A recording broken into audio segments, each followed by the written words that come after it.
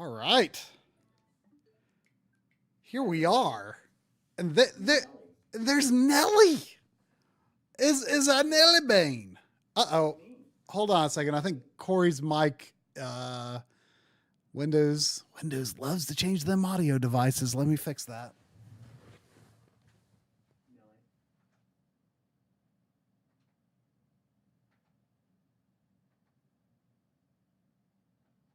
There we go. Let's everybody. Hello. It's me, Nelly. That's exactly how I envision her voice. Yeah. Uh-oh. Now Jasmine Nelly came down here and claimed that spot. Now Jasmine's taking it because I picked her up. Uh-oh. That's a problem. There was a super chat just now from EB Chill saying, well, a super chat with a comment saying with no comment. Thank you. Oh yeah, with no comment. Hang on, I'm gonna put her in the other chair. So I'm gonna have animals in both chairs. Or no, now she's going. I think she's gonna go lay on the couch over there. Oh well. Yeah. So how you doing? I'm doing okay. I was just telling you before that I'm a little tired today. I don't know why. I kind of fell asleep on the couch for a little bit. Yeah. And woke up and was like, shoot, it's 7:15. I'm glad that I didn't sleep longer than that. Yeah. Rajiv, the reason my camera's a lot blurrier on these streams is because the camera is like way far away. It's actually a wide shot that has the whole room. Since this is where the room that I stream in when I have friends over, I've got a wider lens on this camera so that I can have, everyone can have a camera window while only using one camera.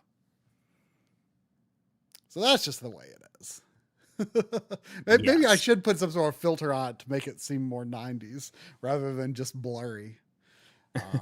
So I made kind of an entirely pointless impulse buy today.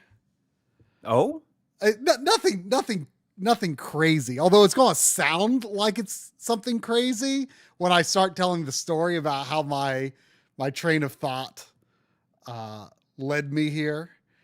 Okay. So when I was playing Hades on the Twitch streams the other month, like kind of towards the end, I'd mostly been using my red DualSense. And okay. I just like in one run, like I was just getting these issues where I was like occasionally just like running straight up. I'm like, why is this happening? And like, I kind of fiddled with it a bit when I was in Charon's shop. And like, it's like, I keep just like running upwards randomly. So your Bluetooth signal is getting interrupted or something.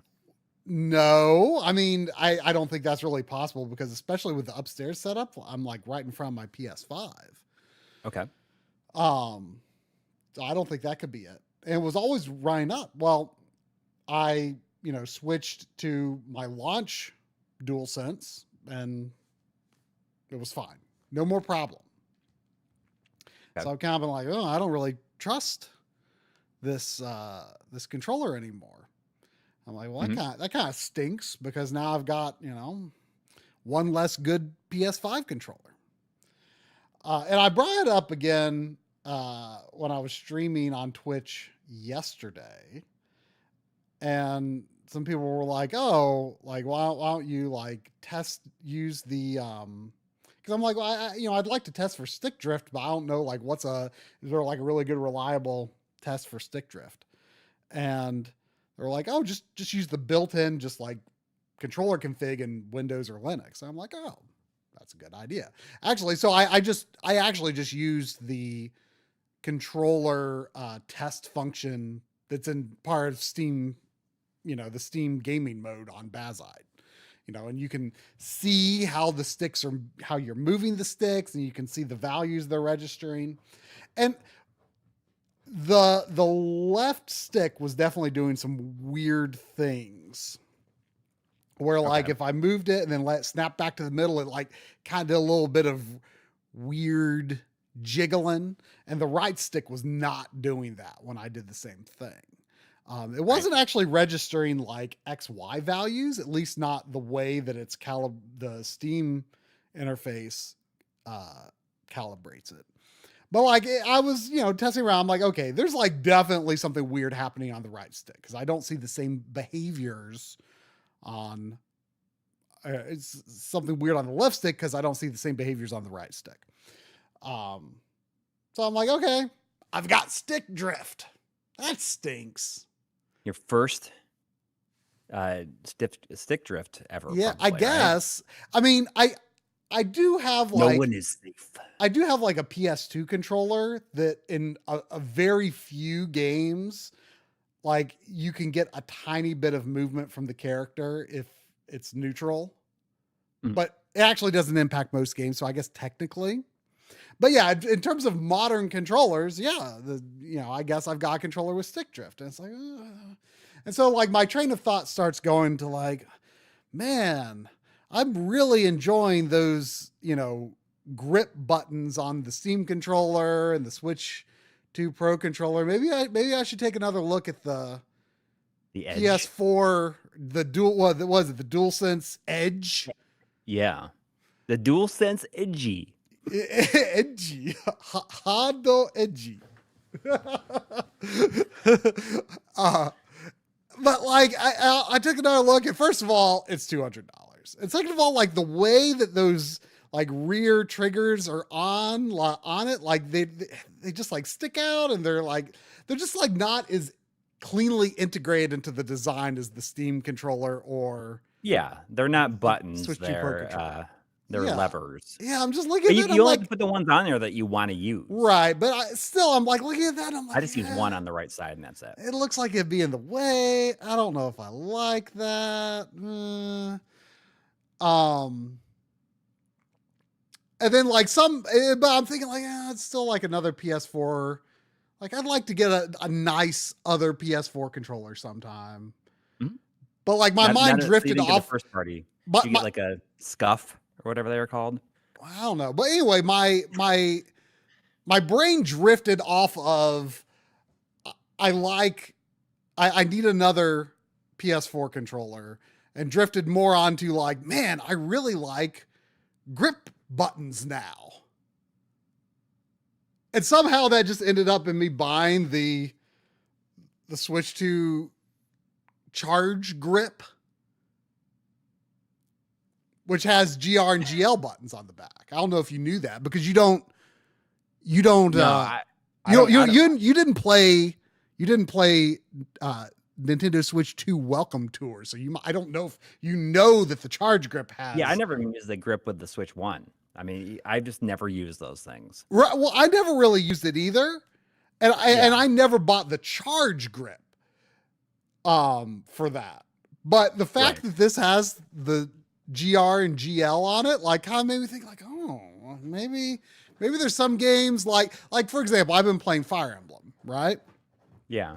And most of the game I want to play with the D-pad, and I'm, famously like weirdly don't mind the button D-pad. I mean, I'd say I probably in some ways like it more than the Pro Controller D-pad.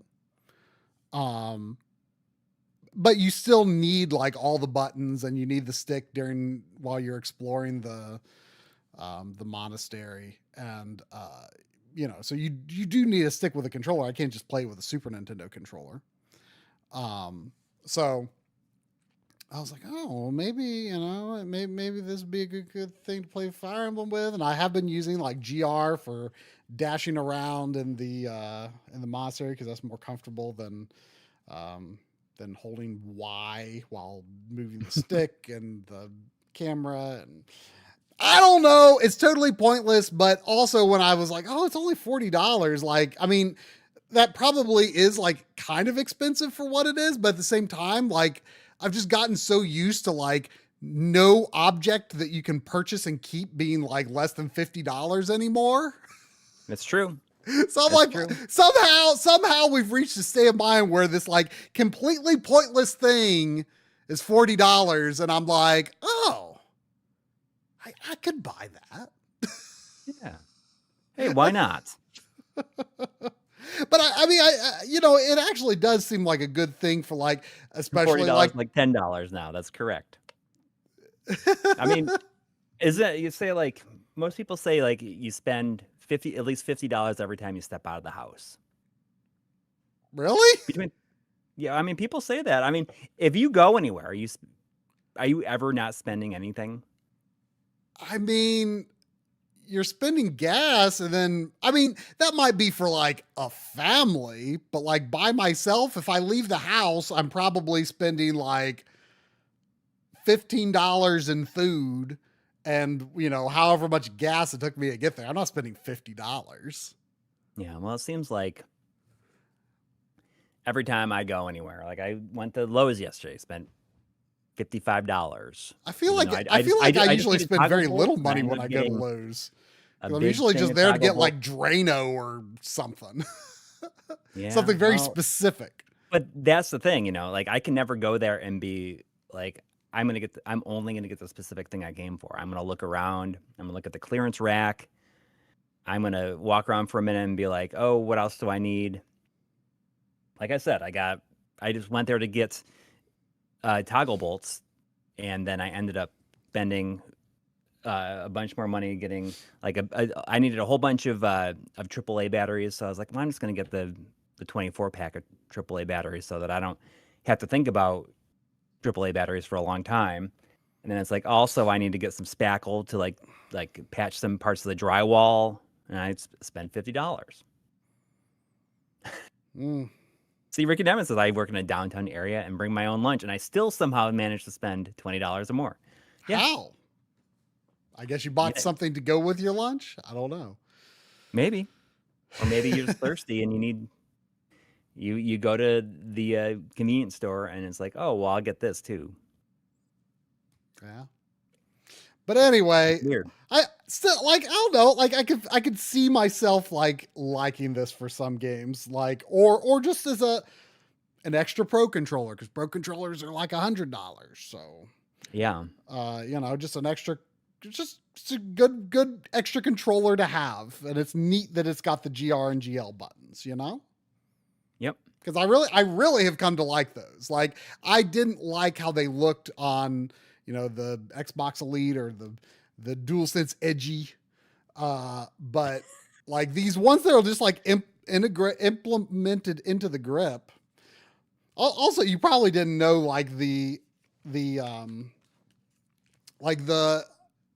might be hard to tell on camera, but for whatever reason, the handle part of the charge grip is like translucent. Yes, it looks like, yeah. For whatever reason, I don't know. It just is. But it looks like it was clear. It's translucent to the point where it almost looks like it was clear, but then you smoked a whole bunch of cigarettes around it. On camera, it kind of almost looks like kind of a yellowish clear. Oh, it's not yellow. It's probably just like reflecting from my walls or something. Yeah. But yeah, it's just kind of a somewhat smoky, translucent color for whatever reason. I don't know why it looks, especially from the back, it looks rather weird, I think. Yeah. But whatever. You know what? I think though, and I'm sure the Switch 1 charge grip is this way. I never bought one. There was no real reason to, because but anyway, I always thought there was a battery in the charge grip, and that you like charge the charge grip, and then you can charge the Joy-Cons while playing on it. But I don't think that's the case. I think it's for charging Joy-Cons off the system. Because you can, I put one of the little magnetic things in the top, right? Yeah. And you can plug it into USB-C. So I think you're supposed to charge it either while you're playing with it plugged in, or while you're not playing. But I always thought you could charge the charge grip and then it put its charge into the Joy-Cons. But I don't think that's actually what it is. Which is kind of crazy that that's a whole other device you got to get. Yes, that is just not like straight up included. And in retro, and now that I realize that, I'm like, oh, maybe $40 is a bit much for because it doesn't have a battery. Like all it does is have the GR and GL, but I like that GR and GL. What can I say? Yeah. Anyway, how about we play some gosh darn video games? Yeah. Scott Snyder has been a member for 70 months in a row, and says 70 months, but Coury has to do his best Randy Savage impression. Oh yeah. I think that he sent me a message earlier, about, the old Randy Savage, like with a cup of coffee saying, cup of coffee in the big time. I can't really do it very good. I am not knowledgeable enough to critique, so. Oh, you paid the $5 for your Roller Coaster Tycoon Classic upgrade. Well, I was going to ask if you knew about it. I knew about it, but I have not. I did not put the money in. Well, is it? It was super random. While I was playing Bubsy 4D on the Twitch stream, like one day people just randomly started talking about Roller Coaster Tycoon. And I'm like, oh, is ready. I'm like, I've never really played that, but I did get like the physical Nintendo Switch version because I was just like, well, this is a game that people really talk about, and I should give it a chance. That original one, yeah. I mean, I got like the third one or whatever, and I was like, oh, this is just 3D. And then I saw they released the classic version, and I said, this is more like what I would be interested in. I mean, did you play it back in the day? No. But anyway, I think I did I think it was when we did that. Was it the King of Games? I think we were talking about that. Right. That's kind of what put it on my radar, I guess you could say. Yeah, same here. But anyway, so yeah, I got that and never booted it. And then like people were talking about Roller Coaster Tycoon just one day. And I was like, oh, maybe I should play it on this Twitch stream sometime. And maybe you guys can like kind of teach me how to play. And then like one guy was like looking it up. And he's like, wait, literally just today they released a Switch 2 edition. And there's a $5 upgrade. Right. And I'm like, oh, well, you know what? I've got money like sitting in my Switch wallet. I'm just going to like buy this and try it on stream now live. Since there was a bunch of people like talking about Roller Coaster Tycoon. So I mean, that's actually the first time I'm pretty sure that I have bought a paid like upgrade. Yeah. So I see Hollow Knight there though too. Do you have the? That's a free upgrade. I wonder if is there a free upgrade from the PS4 to the PS5 version with the disc?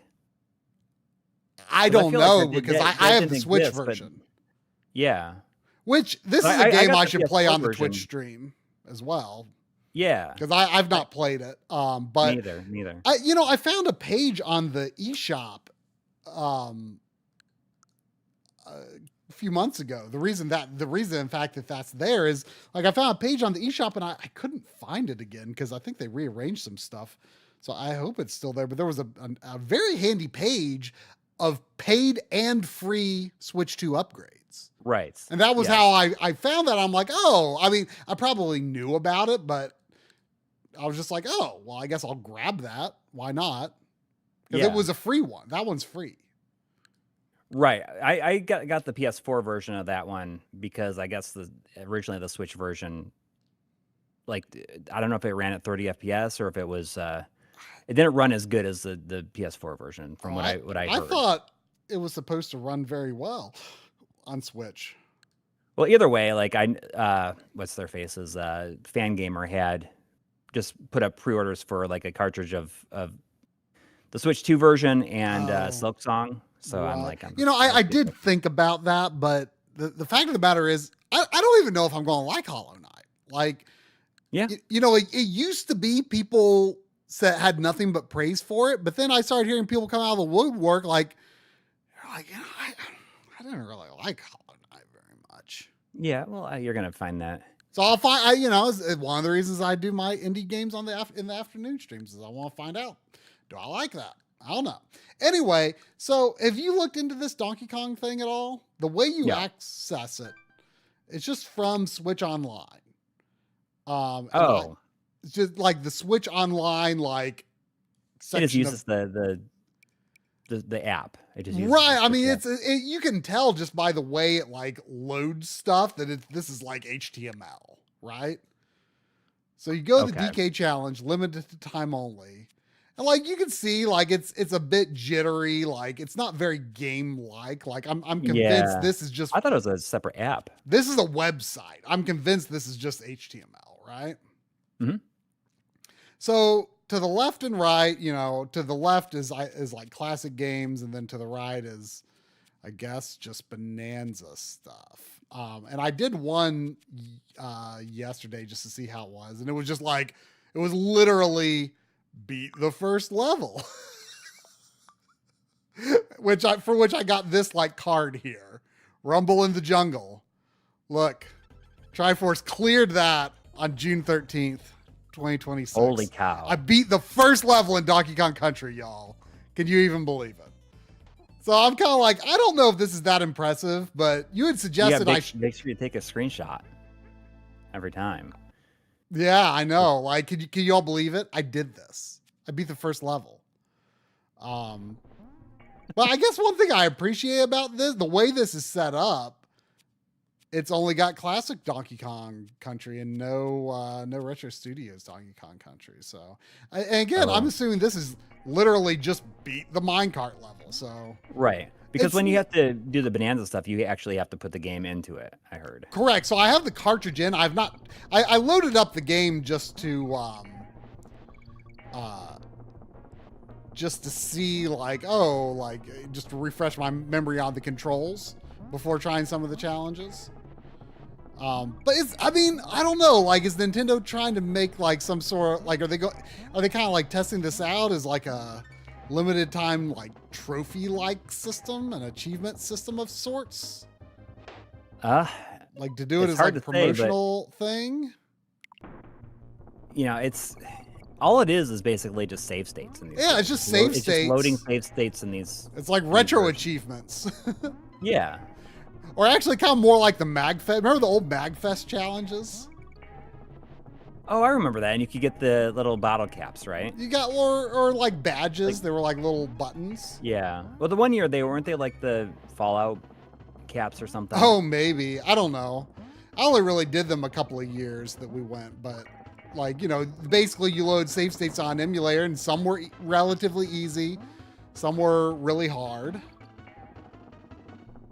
And I think it's kind of cheap that it apparently lets you use rewind while doing these challenges. Yeah, I'm guessing maybe you don't get the same level of clear badge. Right. But it's like only a limited time thing, so like can I reference my list of completed challenges later, or do I just have to take screenshots, I guess, to prove I was able to beat the first level of Donkey Kong Country? You probably have to take screenshots. Yeah, when you said, "Oh, this is not very good," I expected it to at least be better than what it is. I thought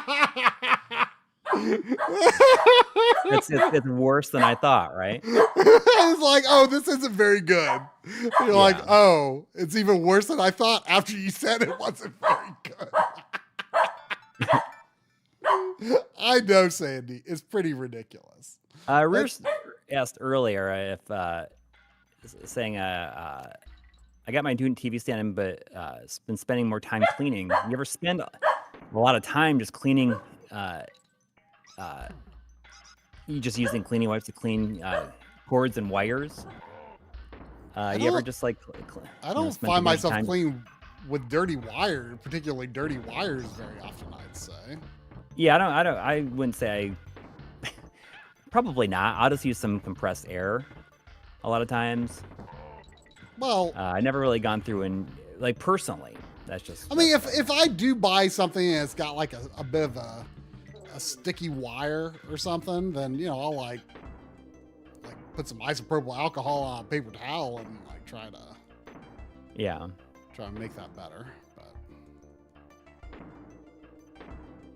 But those the big crumblings.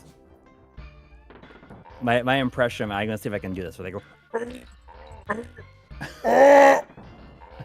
Is that the sound you're talking about? Yeah. And spoilers, they make the same sound in Bonanza.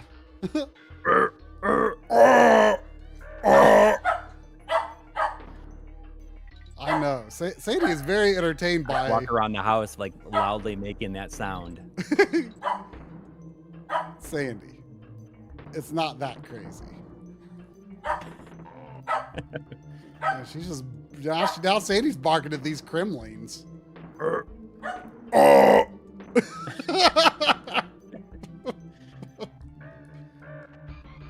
One of those things. And right? the crows are like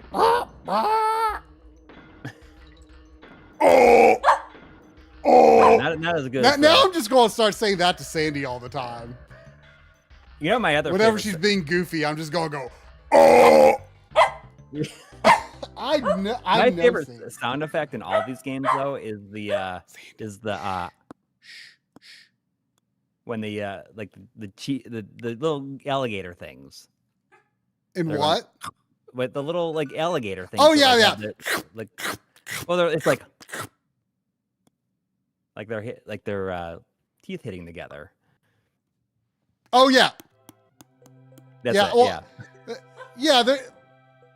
Yeah, I guess in Donkey Kong Country they are more like a teeth hitting, but then in Donkey Kong Country 2 it's more of like a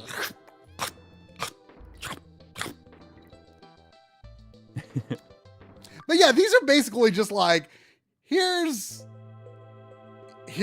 a checkpoint at the start of the level, beat the level. Yeah. It's not even like weird requirements. Yeah, I mean, maybe some of the later ones are. I mean, I'm going to be very curious how smoothly it loads in and out of them for Bonanza. Bonanza, yeah. Yeah. I mean, you know what it makes me think of is it's like the activity cards on PS5. Which like is hardly used. Oh yeah. Like is pretty much anything used to that outside of Astro? Well, yeah. I mean, I think it's in there sometimes, but it's not something I even like actively look at. Right. I mean, I've heard it said that like there are some games like you can actually get into the game faster, and I may have actually utilized this with some game, but I forget what it was, where it was basically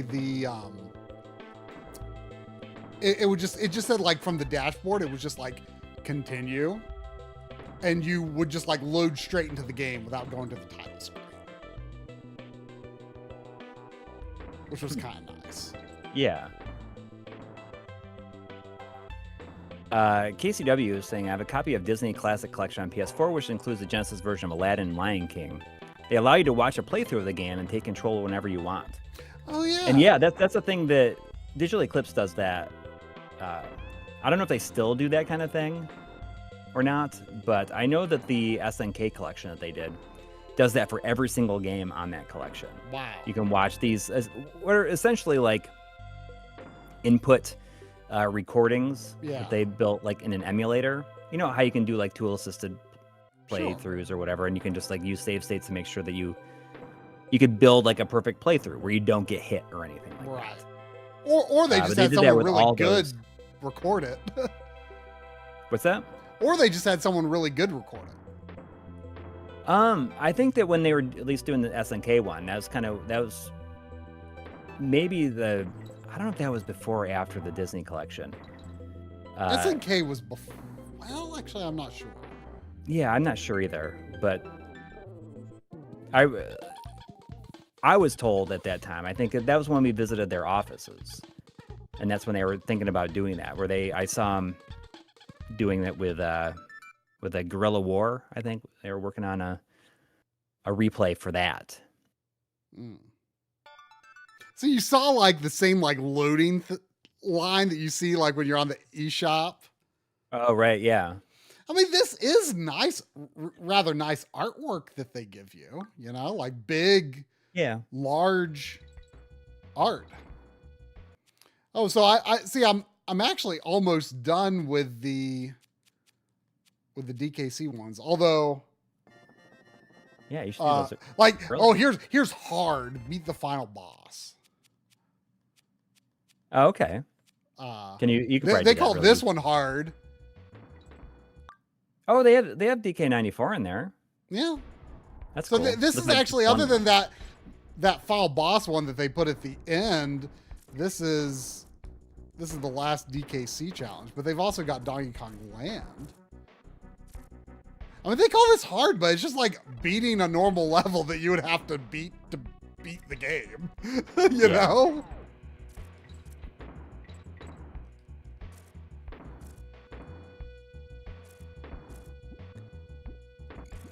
I don't know.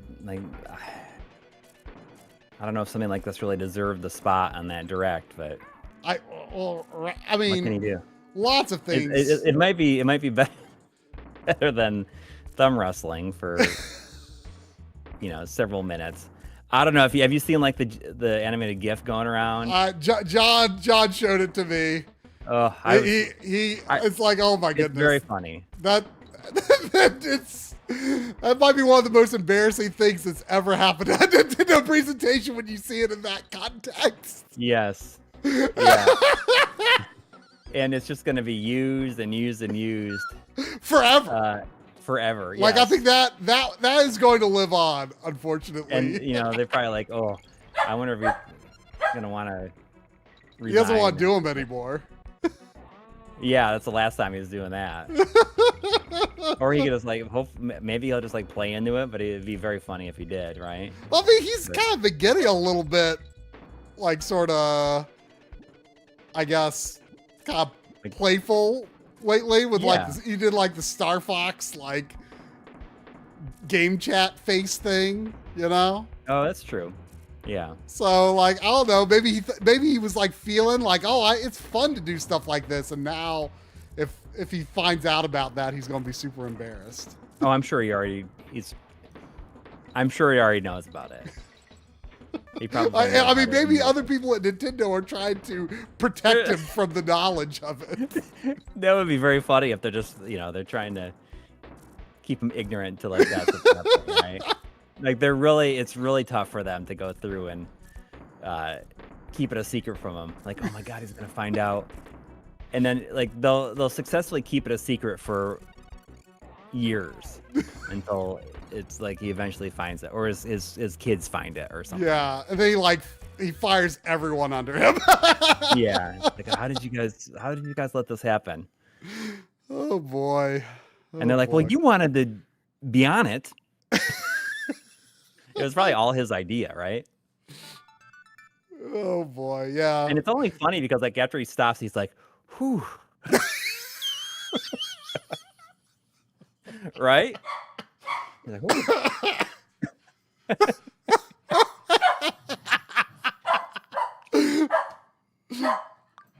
I know, Sandy. It's something else. It's something else. And guess what? The challenge is like beat the first level of Donkey Kong. Yeah, see if it doesn't have like the arcade version in there or something. This is the arcade. Oh wait, you're right. They're just using the NES emulator. Yeah.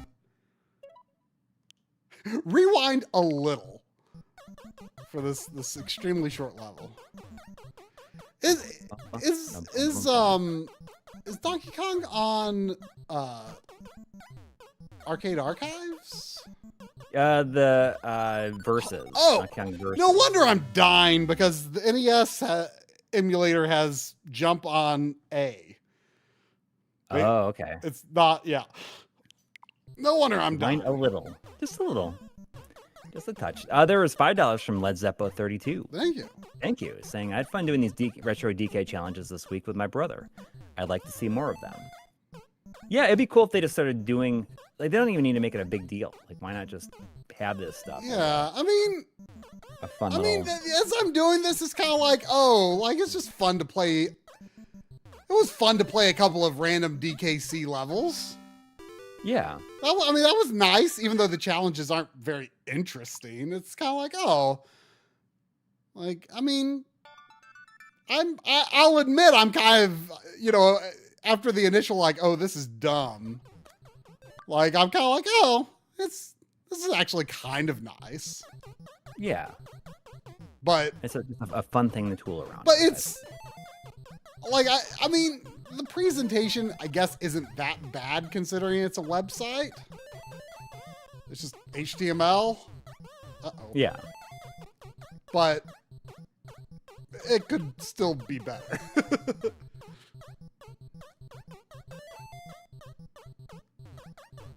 Indeed.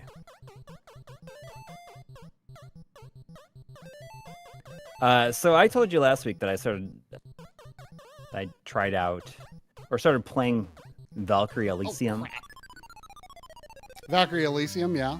Solid 6 out of 10. I mean, I don't know. I think that it's like maybe lower than that. Ooh. It's just like really, really boring. Yeah, that was kind of the impression I got from the demo, to be honest. Offensively boring, actually. Aggressively boring? Aggressively boring. Has anybody in the chat played it, and did you feel anything different about it? The levels are just really long, and I couldn't really... There's not a whole lot to really... Nothing to really hang your hat on. Yeah, so I kind of said, you know, I don't think I'm gonna play this anymore. No, you just stop playing them. Yeah.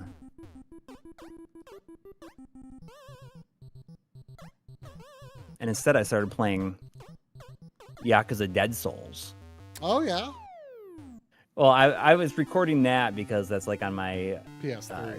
I'm a PS3 drive, and I'm working on the video about like all the stuff's on my PS3. I've like captured stuff from almost 100 games. Oh, wow. But I was playing the Yakuza Dead Souls, and I'm like, oh, this is kind of, it's really like cheesy. See, look, like it's just HTML. Like it didn't like load the image correctly. Oh. Yeah, it was like not loading right. I like backed out. Now it's okay. So like this is like, it would be much more interesting if they could make it an actual app, or like integrate it into the apps for these emulators. Yeah. Yeah. Because it's clearly capable of just like jumping around. Yeah, you know, like the stuff happening with the Yakuza series right now is very unfortunate.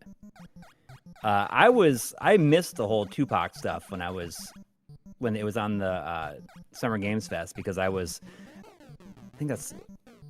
helping my son with something, so I missed it. And then when I saw this, like, oh, it's from Stranger Than Heaven, like that's really weird. Like that's a dumb decision that doesn't make any sense. I mean, I know next to nothing about Tupac, but like that's like a thing that has happened like a couple decades ago, isn't it? Like, yes. I mean, I want to say that it is probably like one of the first times anything like that happened. No, I mean maybe to that extent, but I almost got hit. it doesn't make any sense. So yeah, it's 30 years ago. Like why? Why? Like why? Yeah. What's even the point of that? And I guess I Snoop don't, I Dogg's don't, I gonna don't be. get I mean, it. maybe it'll make sense when you play the game, but I'm not. No, I'm not I don't think it's gonna make any optimistic sense. that it would. It seems completely stupid. It doesn't make any sense to me. Oh, now see, now I'm going into the Game Boy emulator, and because I Yeah. hadn't played it in a while, I had to check if it could be played.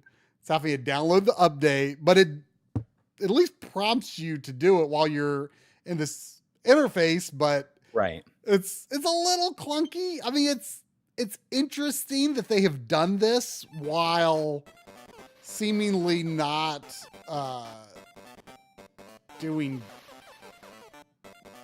too much, I guess. Yeah.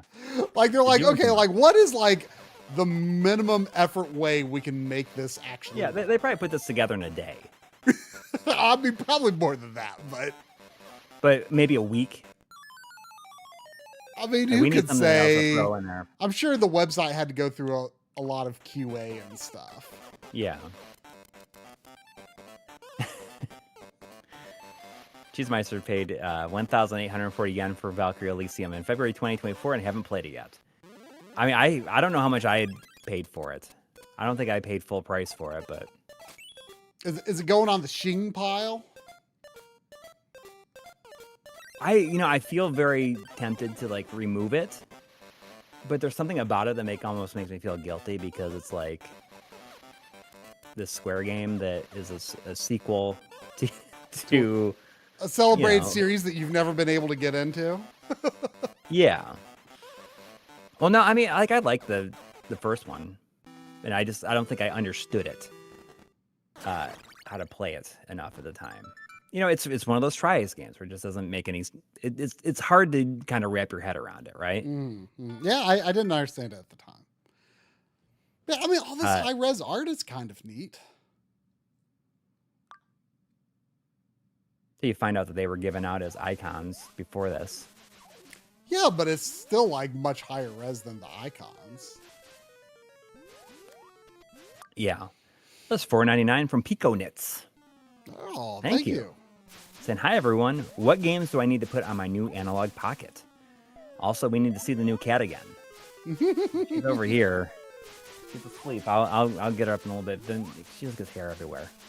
What do you need to put on there? You need to probably put all of the every library for the complete library for every system that's supported. On it at this point. I mean, yeah. Uh, I mean, to be honest, I'd never really used the analog pocket for like anything in particular until like all of the extra cores. Like I'd never really done much with it other than like very lightly taking a brief test until I did did that Final Fantasy V replay. yeah. Let's see here. I mean, so much stuff is supported, really. Yeah. You should put Bionic Commando on it and just have. You should only put one game on it at a time and play it till you finish it, and have it only be games that you've played through on it. Because if you just put everything on it, then you're just kind of paralyzed with the choices every time you turn it on, right? Maybe only put one game on it at I don't a even time. know what the challenge here is. What am I supposed to do? Get Donkey Kong at the very top. A friend of mine had You should put Chrono Trigger on it first. Or my Bionic. yes, Chrono Trigger. That's like one of my go-to games to just pop in. Like I'm testing something out, like testing out Bionic a new Commando? screen or something. I'm just like I'm gonna play some Chrono Trigger. Yeah. There we go. My next door neighbor, when I lived in Ohio, had Donkey Kong 3, but we didn't play it much. It's probably better than Donkey Kong Jr. Math, Probably. which is actually not Which bad. I'm about to do. Yeah, it's not that bad. Oh, there's only one challenge for it, luckily. Yes, Chromo Trigger. Chromo Trigger. So yeah, I think it'd be cool if you just put the first, like, put one game on it there, like, and play that. For every... Okay, he Only has put the games on it that you've ever finished. 83.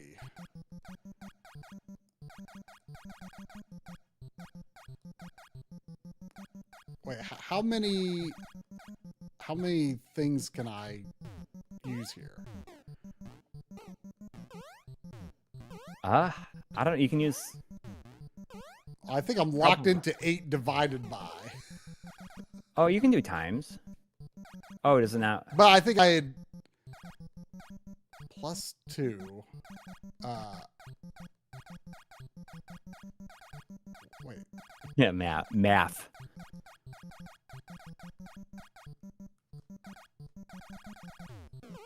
+2 plus 1. Okay, now we're at +3. So, okay. +3 times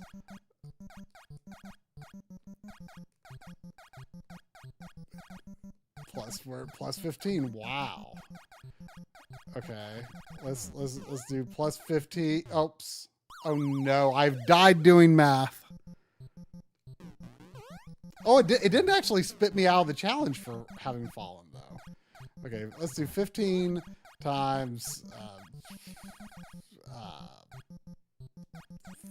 5. And now let's Wait, this game is $800? It can't. No, it can't be. So 75 plus. Oh wait. There's no 8. Oh, no, that's a joke. Okay. Oh, wait. Can I actually do this side, or is that like player 2's side? Oh my gosh. Oh, I did math so good I killed the pink DK Jr. There's $10 from Wow, CD Read 3000. Thank you. Thank you. The best way to get 240p VGA for CRT from 1080p HDMI nowadays. I want to feature the analog 3D on CRT. You guys are awesome. I appreciate all of the work that you do. 240p right. VGA for CRT from 10. So, I mean, the best way is OSSC Pro with the add-on output board. That was how... Downscale it. Huh? You can downscale it. You can use it as a downscaler if you have the analog output board. It's a little fiddly to use, but I did show in the analog 3D video. I don't think I really went step by step, but I did. I showed some of the steps. It might be enough to kind of clue you in, and I thought it looked amazing. You could use it as a 1080p source downscale and then crop for the output, or you could do it as 1080. Actually, no, it can't even do 1080p output anyway, unless an update added that. So yeah, it's the, you can do that for 1080p and you can make it look perfect. The only problem is the menus will look bad on analog 3D, but I mean, without a doubt, the best downscaler right now is OSSC Pro with the analog output expansion board. Right. Because I mean, they're kind of leaning into that. You could probably do it with a GBS control as well. I don't even know where that firmware is and stuff these days. Oh yeah, that's right. It was a special firmware? Yeah, but I mean, I think that you can buy them off of like AliExpress and stuff, but I have no idea. But the best is the OSSC Pro. Yeah. Navigate the girders.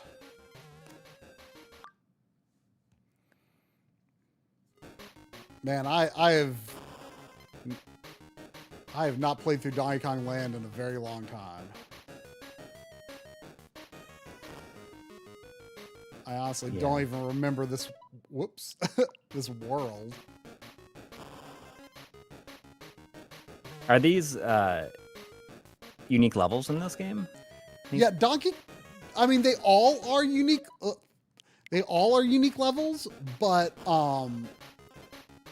Donkey Kong Land 1 actually has unique theming for the levels as well, and a few unique enemies. Oh, interesting. Whereas Donkey Kong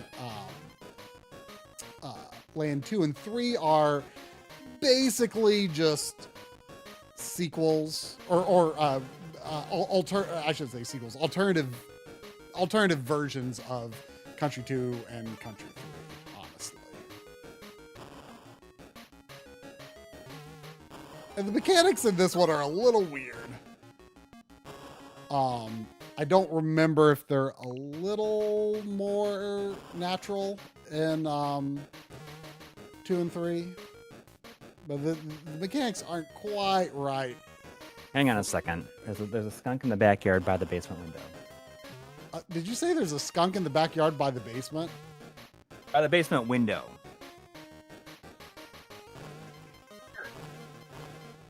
Gotta look out for those skunks around there, it seems. Oh, come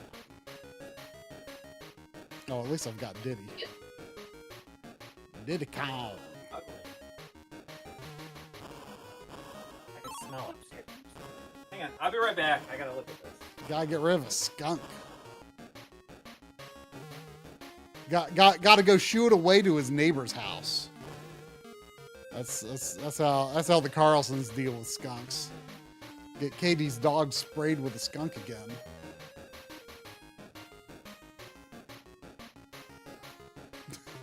I mean, Corpse might have the best idea there. Just leave the skunk alone.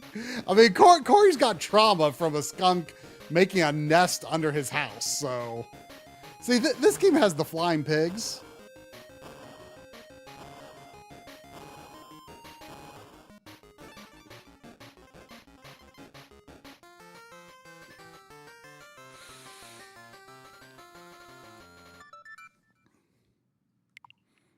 But yeah, Corey doesn't want skunks making nests under his house again. So I get it.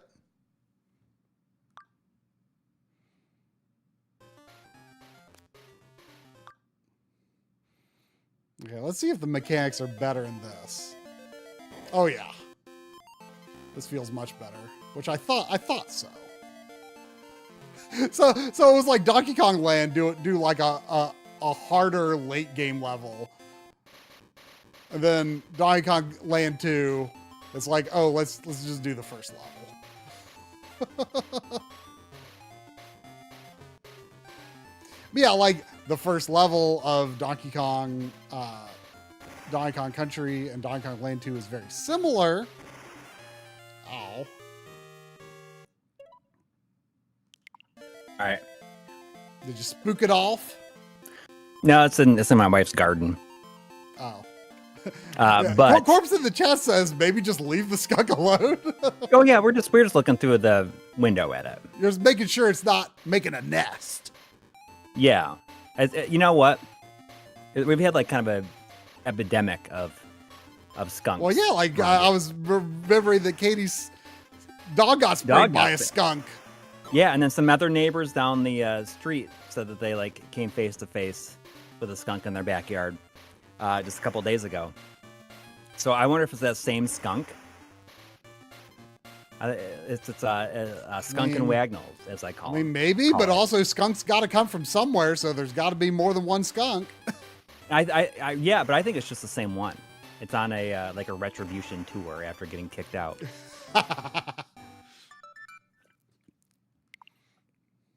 Skunk, and I just think it's fun to say skunk and wagnalls. Yeah, Led Zeppelin. I actually bought Donkey Kong Land 3 instead of Country 3 just because I had beaten Country 3 on a rental. I'm like, well, I've already beaten this, but Donkey Kong Land 3 will be a little different. So, yeah, I enjoyed it. I've actually got several tracks from Donkey Kong Country 3 on my pre-stream and we'll be right back playlist for Twitch. Like, you know, a lot of people are down on the DKC 3 soundtrack compared to 1 and 2. I really like it. I really like the soundtrack, but yes, you know, Country 1 and 2 is overall a better soundtrack. Although I think Evelyn Fisher did a great job. Like these have a great vibe as well. But for some reason, like the Donkey Kong Land or Donkey Kong Country 3 music just like had more of the vibe that I like to have for my pre-stream music for whatever reason. I was like, yeah, like everything else is like too moody. All right, we just got to beat King K. Rool. Final challenge for hard mode. Oh, I got to switch back to Y and B instead of B and A.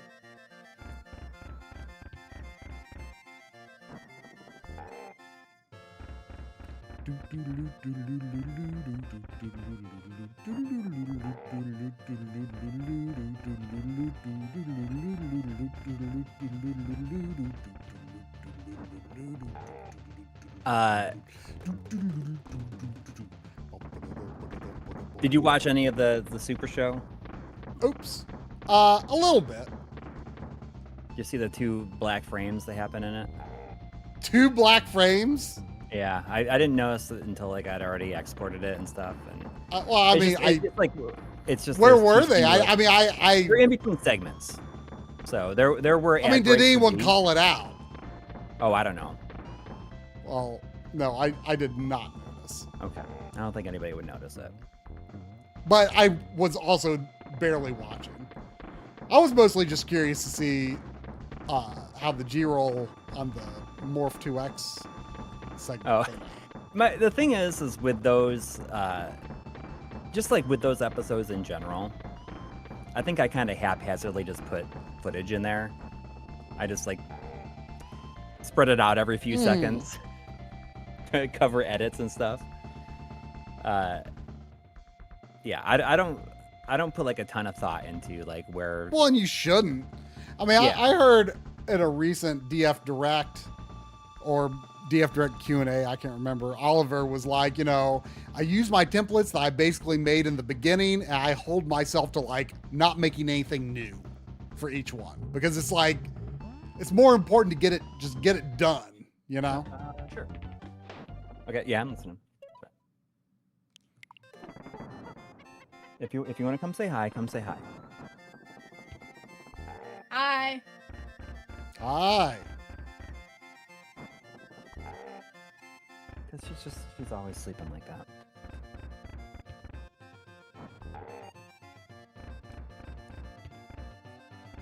Sorry, he brought me a piece of a peach. Mm.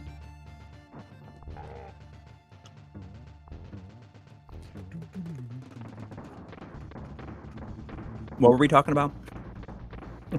I don't know. Oops.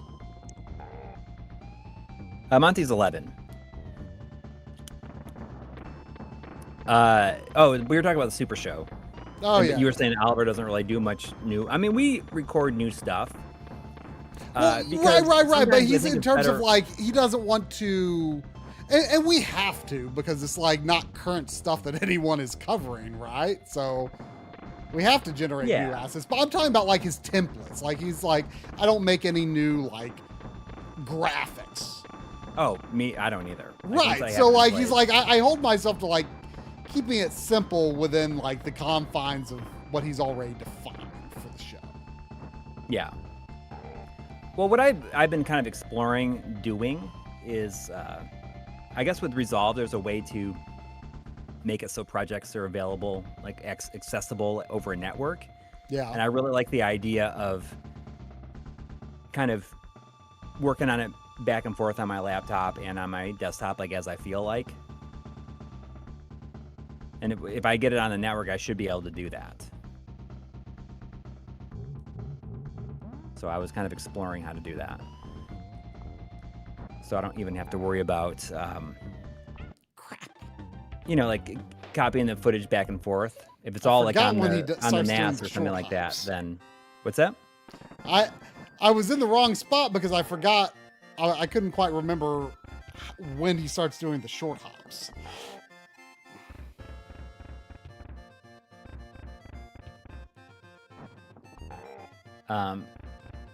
But yeah, I've been exploring how to do that. a little bit.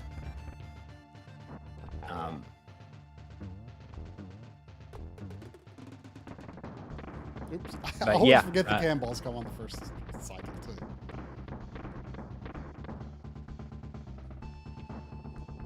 And the new version of Resolve came out last week, I think, or the week before. Version 21. So, just kind of neat. But, yeah. But also, Chris and I recorded another episode of Here's My Question for You on Thursday. Really? Yeah, we haven't done one in, as he says, 11 months and 10 days since our last episode. And I thought he was going to release it Friday or yesterday, but it does not seem to be out yet. So hopefully that'll be out tomorrow. Well, you know what I'd say to that?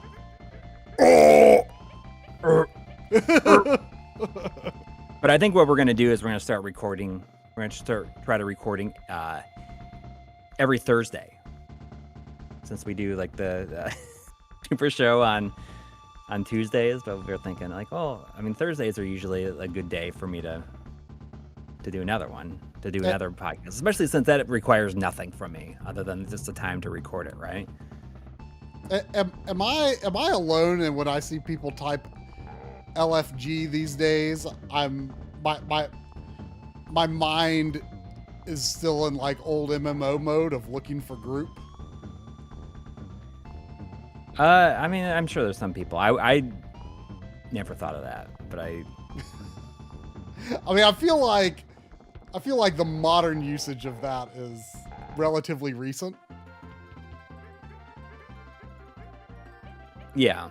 We need to do a T's and Q's stream as well. We'll start doing those as well. So many times we've like been trying to do it, and it just doesn't happen. But there's a lot of typewriter talk. Oh, Chris is really gotten in the typewriters and like restoring typewriters and also like all using these them. empty I've gotten spaces. 2 typewritten pieces of mail from him in the last week. Oh, look at that. He's been typing me letters. And we were talking. He's like, we should do a stream sometime. What was the name we thought of for that? And he started coming up with different names. Like, was At first it was Golf Strokes and Gab. Jokes? What? What he was saying? Like, what was the name that we were thinking of using for the golfing stream? Was it Strokes and Jokes? It was Golf and Gab, and then it was T's and now Q's. It's T's and Q's. But Deliver charge punches using Kong Bonanza while the event is active. Okay, let's see how this works. Like, is this going to take like so much longer to load? I mean, I have a physical card, so loading time will be a little slower. Oh, it even has to warn me about this every single time, probably, right? Come on. Well, maybe once I'm in the game, the subsequent challenges won't have it. What the heck? It's like actually making me load my file and stuff. Jeez. It's not. I thought it would just like take me into do you get anything something. on your file for it? Huh? Do you get anything in your file for it? Did you see? Okay, so I didn't see that there was. Did you see the Tilb Toast thing? Probably not. No, was it before the stream? No. It was 8 minutes ago. Oh, sorry for about $5 Canadian. Been a long time since we've been able to say Tilb Toast. Yeah, saying Donkey Kong is my spirit animal. Thank you. There's also $5. Donkey Kong also says thank you. Jonathan Henson with $5 says, if you were practicing and trying for a 1cc, what arcade shooters are on your short list? PCB, console port, MiSTer, emulation can all be used. If I was practicing for a 1cc, ooh, Gradius 5, maybe. Whew. Mushihime-sama Sure, would be awesome. You know, that's those two alone are two of my favorite shooters. You know, I'll always say, what is it? Gate of Thunder, and I don't know. Like I would be so afraid of like working for something like that. I mean, for me, like probably the game, like it's not an arcade. I mean, it is an arcade game, but I wouldn't want to do it necessarily for the arcade version.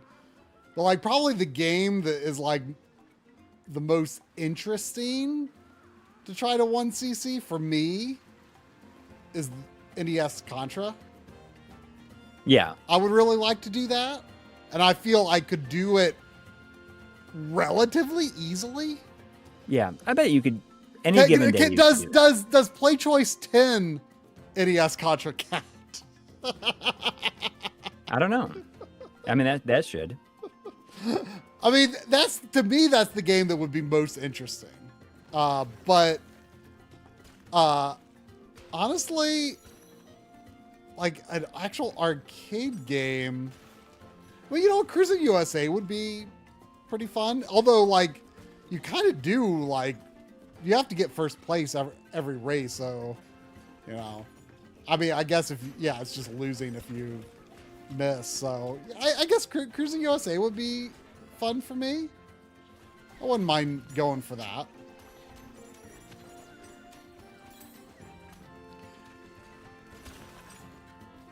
Yeah. Okay, so let's figure out how it's weird that it just like loaded me into it just loaded me into the game. And it like was incapable of remembering that there was a challenge. Whereas the emulators, they were able to load me into the correct spot. Deliver charge punches using Kong Bonanza while event is active. Okay. So do I just like... Now if you hit play, will it do it? Like I thought it was going to drop me off. Or I think you can just do it anywhere. Like you have to... Yeah, you just have to turn to Kong. See, this is great. See, I had mapped to the grip buttons. I had mapped the Bonanza transformations. So it wants me to do charge punches. Okay. Yeah, it's the big one. You just do one, I think. What? You gotta do it while the event is okay, active. it's Eleanor. So challenge, are you serious? Like, what's even the point? It's teaching you. It's not yeah, hard yet. Oh, but you know what else is interesting? So now you stay in the game and it just keeps on giving you. Because I had loaded my save. You have everything. Well, when I loaded my save, I saw this before the stream. I loaded my game. And like I went in here and it's like, oh, like here's the bosses. Like, defeat. Like, see, I completed the challenge. It says today, but like, you know, I these are just for you get content for it automatically. Yeah, I got trophies after the fact, essentially. And then there's like several for, you know what? I see, I guess I missed something there, but then I don't know what these are because let's see, there's the pink ones. Oh, okay. So like get the Bananium gem from where it's hidden in Hilltop Layers Nostalgia Country stage. Okay, play. Oh, and that's cool. But still, like I have to like do that. Level. So this would, I mean, this could be cool if it was available when a game was new, I guess. Yeah, and also, you know, I don't even remember how to get to that level. Right. Like, well, there's like I saw the eel over here, but also that was like one of those like hidden. It was like a hidden level. So I can like go to the eel over here, and like, I guess, well, maybe not that one. Well, maybe I have to like uncong. I always hated the sound of when he licks his lips when you jump in the eel's mouth. Huh? I didn't. The teleporting eel. Yeah, I didn't teleport very often though. Oh, Where- I did. These I think are just decorative. Where's the actual teleport eel? I don't know. There's also $2 from Matthew. Thank you. Thank you. Saying, sounds like a typing of the dead stream is imminent. I don't know. Chris says he's going to send me a typewriter, so maybe if I get good at that. I mean, I can type fine, but it's very interesting. You know, like we have a big conversation about how using a typewriter, you can't mess up really. Like you can back up like a character or whatever, and it sometimes erase it. I mean, I It doesn't probably fully have erase more it. typewriter experience than you do. Perhaps, yeah. I mean, because because I didn't have a computer until very beginning of '97. So like I wrote a lot of like school papers in like 6th and 7th grade in particular on a typewriter. Interesting. See, I just did all that stuff handwritten. But it's kind of nice. Like he put this one quote from this woman who uses a typewriter all the time, and it really got me thinking because it makes a lot of sense. Where this person says, you know, the thing I like about the typewriter is it lets me just write what I want to write and make mistakes. It doesn't try to say like, oh, you misspelled this word, or, you know, like the grammar is wrong here. It just like lets you write what you're thinking without filtering it or correcting it. Mm-hmm. There's that sound. I hate that sound. Yeah, you're right. It's not a great sound. I kind of want to go look at the hamburger. This was the best level in the game by far, I thought. The hamburger? Yeah. Yeah. Like the whole feast layer. Yeah. Like I feel like they really figured out the level design by this point, and I kind of wished the rest of the game, like not that the rest of the game was like not good or interesting, but like I feel like they just did so much more interesting things in the way this level progressed, because like you did things in different parts of the level and that increasingly added to the burger stack, and which was your ultimate goal, to stack the burger so you could get to the exit. But it felt like a more like platformery, like logical progression rather than just like the chaos. Right. Yeah. And it's just weird that there's just food at the center and this giant oil vat. Yeah. But yeah, I feel like they really figured out. Oh, it's so disgusting in here. It's banana though, by the way, for those that don't know. It's a banana burger. It's not beef. We're punching through banana. Yeah, but it looks pretty darn like banana or like beef. Yeah. But anyway, I don't think it's like it's writing a book or anything. It's just so like this was. I'll admit, it seems pretty stupid, but even though because the challenges weren't very interesting, but the classic Donkey Kong stuff was actually just it was a fun little diversion for sure. But this Bonanza stuff, like I feel like it's only useful if you're like actively playing through the game. Yeah, and they can be a fun like limited time achievement challenge type thing. Or you just like the game so much that you need an excuse to revisit well, it. Well, right. It could be like motivation to be like, hey, Donkey Kong Bonanza is almost a year old. Maybe now's a good time to replay it and clean up these challenges, right? Yeah. But like, I'm not going to do that. Not right now, anyway. But like, I could see if they implement this kind of system. If they implement this kind of system for new games, I could see it actually being kind of cool, maybe.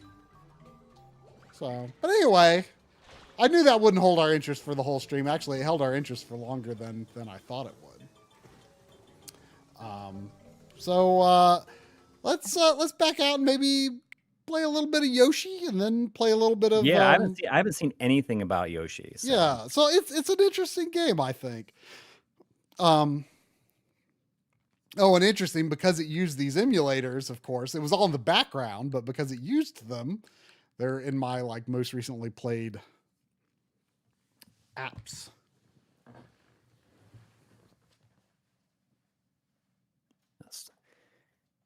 I've not seen this game in action at all. Well, you surely seen Nintendo Direct. No. I mean, I don't think I think I missed it. Or maybe I did.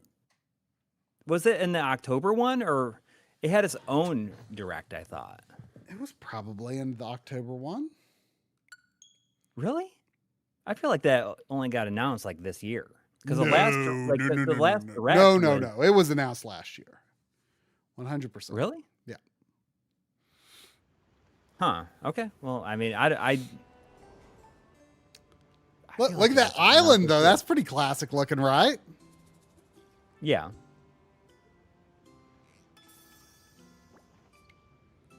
So You played the. Oh, go ahead. Oh, you go ahead. You played the Star Fox demo, right? No. I mean, there's no reason to. Oh, I was just very curious. It's really good. It made me really excited for the game. So basically, here, let's. So like, basically, like, you know, this is like, you know, where you see full 3D rendering and stuff. You know, let's be Blue Yoshi. And so this book, you're like exploring the pages in this like encyclopedia. And you uncover like you know, the levels are these various you know, things that you're looking at. So I've done like, maybe it looks like half the things in this world. So like we don't know what this creature is. So we're going to investigate. Okay. I've just seen people that like this game think it's revolutionary, and then the people that don't like it, like, really don't like it. I mean, it's not, it plays like Yoshi, but it's not a classic like action game. It's a game about you know, rewarding your curiosity. So we don't know what this creature is that we're about to investigate here. All right. There was $4.99 from Scott Davis. Thank you. Oh, thank you. Saying, hey, dudes. In Paris this year is a video game and music exhibition plus concert series. I can report that the museum stuff is tastefully presented. Huzzah. So what is the concert series? Are you there? I take it that you're there. Are you are you staying for any of the concert series? I'm very curious. And there's also Shadow Mask has been a member for 56 months. Thank you. Asking if we're excited for Final Fantasy VII Revolutions. Yes. Or Revelations. Revolutions. Yeah, I mean, of course. Yes. You know, there's no way that I wasn't going to get that. And I'm glad that it's coming out so soon.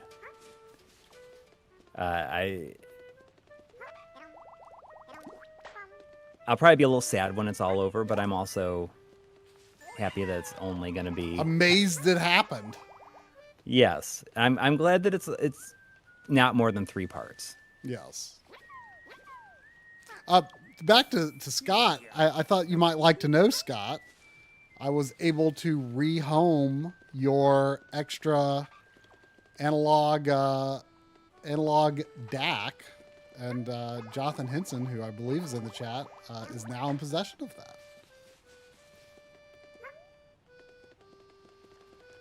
So it's always nice when we can help with stuff like it. So basically, so you saw what I did. So like I ate it. Like that's usually the first thing you try to one of these new creatures.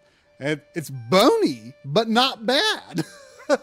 So I'm going to put out my back. Oh, okay. When the creature opens up, you can descend slowly. So like you just like try. I mean, you just try various things and see what you can do with it. And it makes like a note in real time. So it's what's cool is instead of holding your hand, like conceptually, what's cool is instead of holding your hand, it like lets you figure it out, and then it tells you.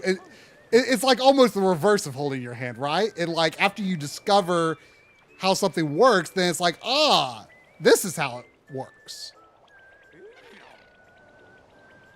Okay. So like it's like reverse hand holding in a way. You know what I mean? Yeah, and it's giving you the opportunity to. It's giving me the opportunity to figure stuff out for myself. Yeah. And so it's absolutely very much, a kid's game. But I think it's a really clever concept that I think works. Honestly, like I would say I appreciate it more than I like enjoy it. If that makes sense. Like, yeah, I think what they have done with the game design here is super cool.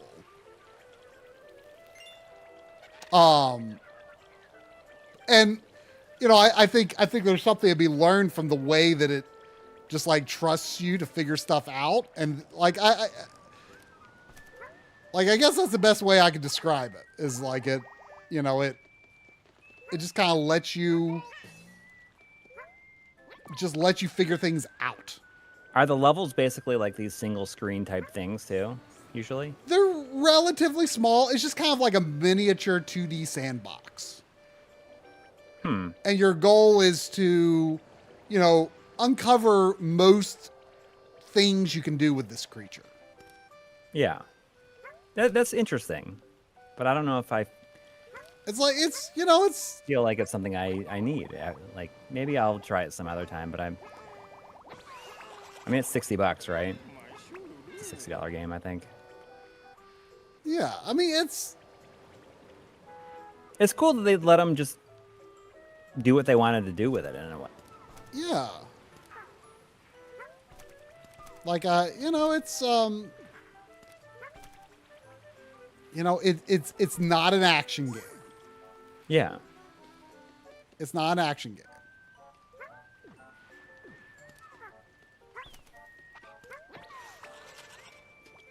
It's a zoologist game.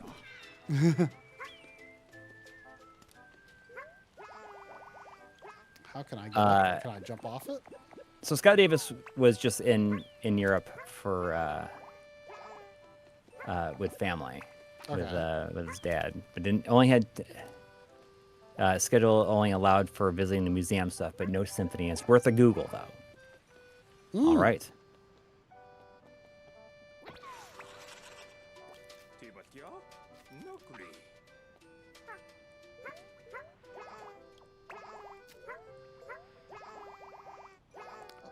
Is that when the E3 of Dreams was? Was that like 11 years ago?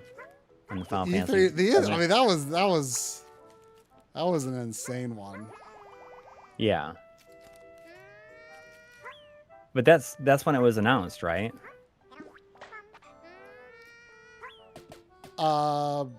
Maybe.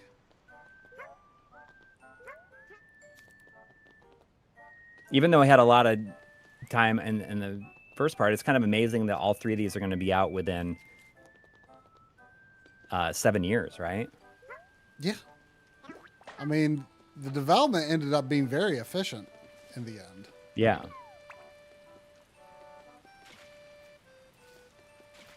I'm sure they were working on this well after the second one, like, was still being worked on.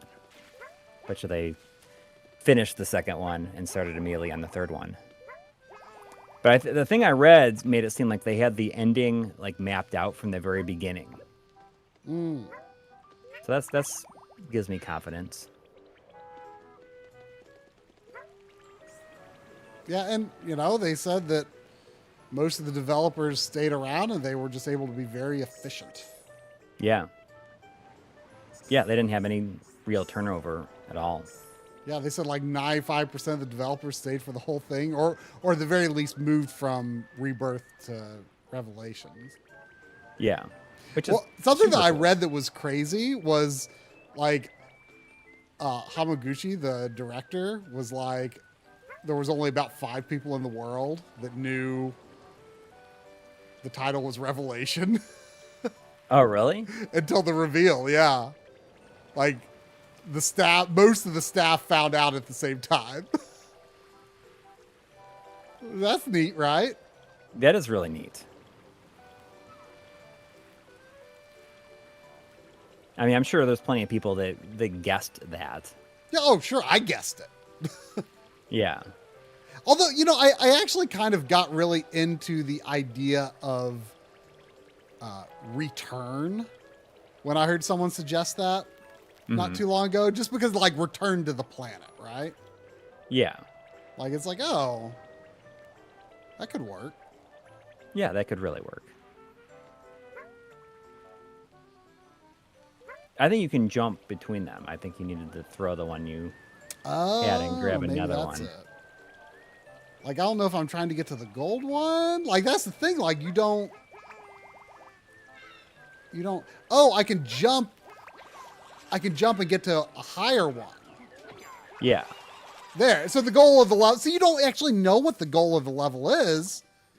The big goal. Like, there's goals that you're probably going to overlook as well. But like when that big like rainbow circle appears, like that's like basically like you finish the main objective for the level. Right. And you don't know what that is. Which I mean, I think that's neat, right? Like it's reverse hand holding.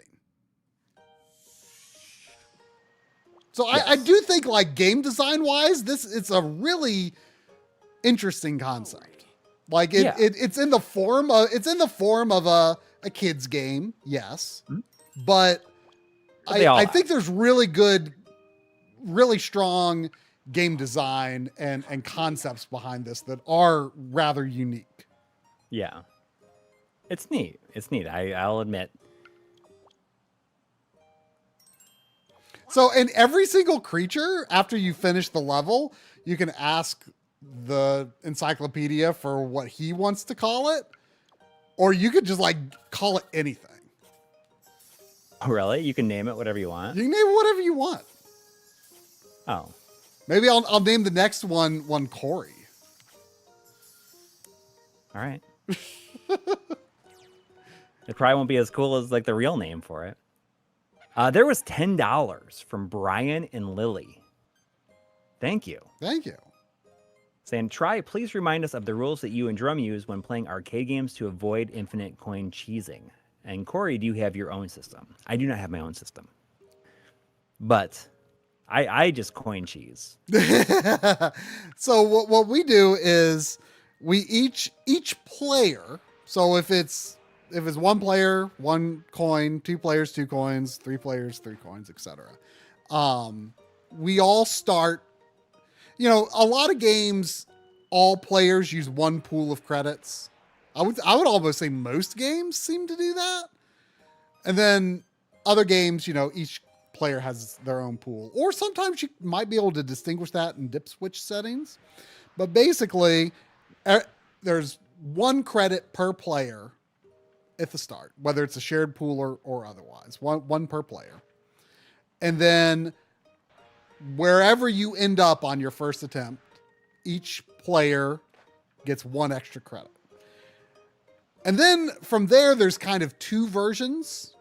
Like the easy mode is you have to get at least to where you got to earn an extra credit on the second attempt and further. You have to at least get to the furthest point that you ever got to. Okay. To earn an extra credit. That's kind of the easy mode rules. The maybe the normal mode or hard mode rules, if you like, is you have to get further than your furthest point. So you have to feel satisfied you made progress. Well, now maybe you died on a boss, and you know you feel you did sufficiently more damage against the boss than you did the last time. That could still generally count as progress, I would say. But that is one of the reasons that we started off kind of with what we now consider the easy mode rules is is of the like boss. just gained as far because like, you know, arcade games might have just bosses with a stupid amount of health or something, right? Right. And you might Yeah. just be stuck there forever if you didn't have a way to earn extra credits each time. We haven't, but and I've been nervous about, but Drum has like insisted on the, you know, the normal rules, well, normal or hard rules, for a while now, and I've been nervous, but we've ended up just fine, doing where we actually make progress. But you know, you can define what is progress in a few different ways. Like I say, like if it just if you do more damage against the boss than you did last time, that's progress. That's progress. So that can count. So then 1 extra coin per player. And then I guess there's a few ways you could, and we kind of debate this on a case by case basis, where like, okay, do we just in general, like do both players have to get further than they ever got before? Or does one player just have to get to a further point? And we don't have like hard and fast rules on that, I would say. But yeah, it basically just makes it so that you earn credits, much like, you know, console arcade ports often do that. Like Ikaruga, I think, is one of the most famous examples where the more you play it, the more credits you earn. It's like a treasure thing. That was like their way of doing it. I'm completely mesmerized by watching this thing go back and forth, like squishing the pink things. Yeah. Because it's not always the same. And I'm wondering, are they going to... It has that same appeal to me as like watching a DVD logo, like almost the corner. I'm just looking at it go. It's like, oh, are they going to... How many of them squish this time? Oh, Yeah. You know, it's just... and see, it almost got the one at the top that time, but then it curved to the right just at the end. I'm completely mesmerized by it. I've just been watching it the entire time, seeing what's... Oh, it's gonna get 2. Bam, bam. Oh, it almost got 3 in one cycle. Oh man, should this just be the rest of the stream? We're just taking bets on it. I mean, I don't know if let's see, what was that thing called? A Taggart. These are Milda. Do you remember Marching Milda? No. Marching Milda was the mid boss of World 4 in Yoshi's Island. Milde. Yeah. Milda. Let me show you Milda. But they like, so it's just like a classic Yoshi series creature, but they kind of expanded upon it. Yeah. You know, they kind of like made it into more like, okay, like what is a Milda's natural habitat? I like that it has a like almost stop motion quality to it as well. Yeah. Like that low frame rate. And like when you actually like it's got like the dashing things, and like I get, is that like a 3D model of his feet like in dash form? I don't know. Yeah. Or is it just 2D? Who don't know. knows? So I forget exactly how you did. Like, yeah, so see, it notes things I did before Big Milda emerged. Like, I think I like got like several in the pot, or I like popped several over the pot. I can't remember exactly what it was. Oh yeah, you see like the pot, like the more you pop in quick succession, like the pot kind of glows. And like gets hotter, I guess. And it cooks a big one eventually. No. I think that was the really big one. But like the small one, yeah. If I fall in, then like I come out stuck inside a big one. And I can pop it. It's like kind of gross that you like you eat it, and then you like blow a bubble, and then it just goes. It's like kind of gross. Yeah. It's like you know, it's like the video game version. It's like the Mario version of a like a nature documentary. That's interesting. It is like it's a really interesting idea. Yeah.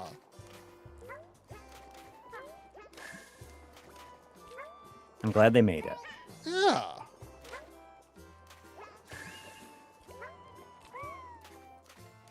I forget exactly if I had to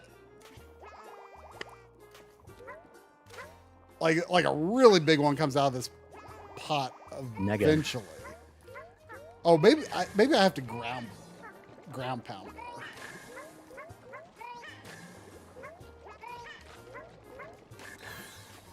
There we go. Yeah, there comes the real big one. So that's like the size of the boss from Yoshi's Island. Oh, right. Marching Milda. And so you actually had to like do that to get up to here, which is where the exit was.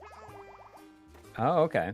But I mean, you don't have to exit from that point, but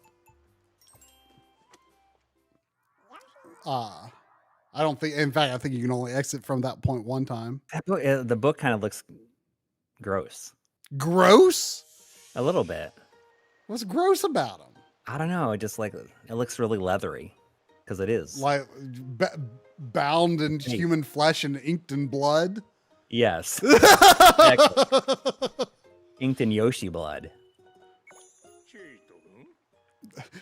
All right, I said we're going to name the next creature Coury. It says this creature appears to be wandering aimlessly. What do you suppose it's up to? All right.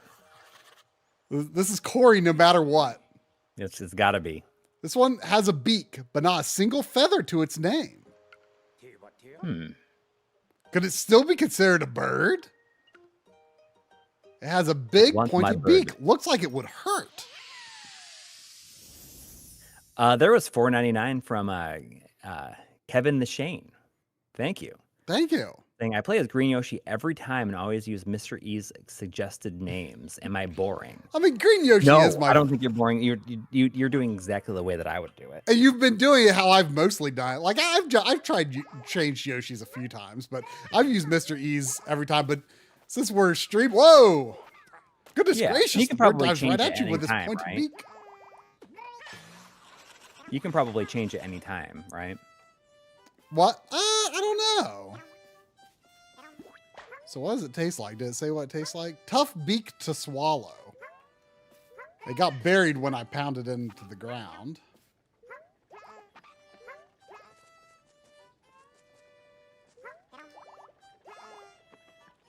That tough beak. And also, Jamook Luke has been a member for 12 months. Thank you. Saying 1 year. Hope you all are doing well. Thank you. Thank you. 1 year.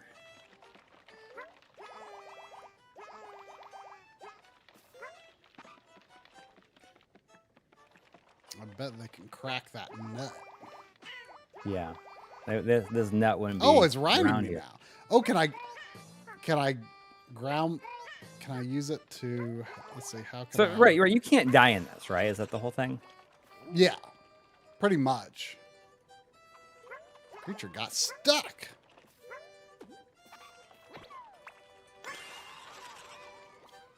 And it cracked a nut. All right, the Coury can crack a nut.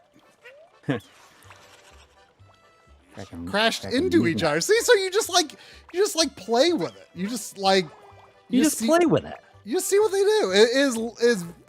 It is a game in the truest sense. You just play with it and see what it does. Yeah, like right. It's a clever little game of little ones. Yeah, you haven't finished this yet, right? No, I mean this is only the second world. Oh, I wonder how many worlds there are. I mean, it looks like there's probably 5 or 6 based on the book pages.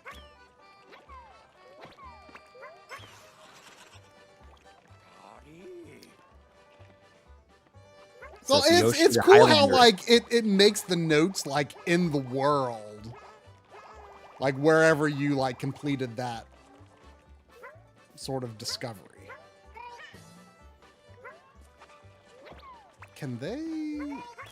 So it seems like I can't throw it like downwards, but I can throw it over.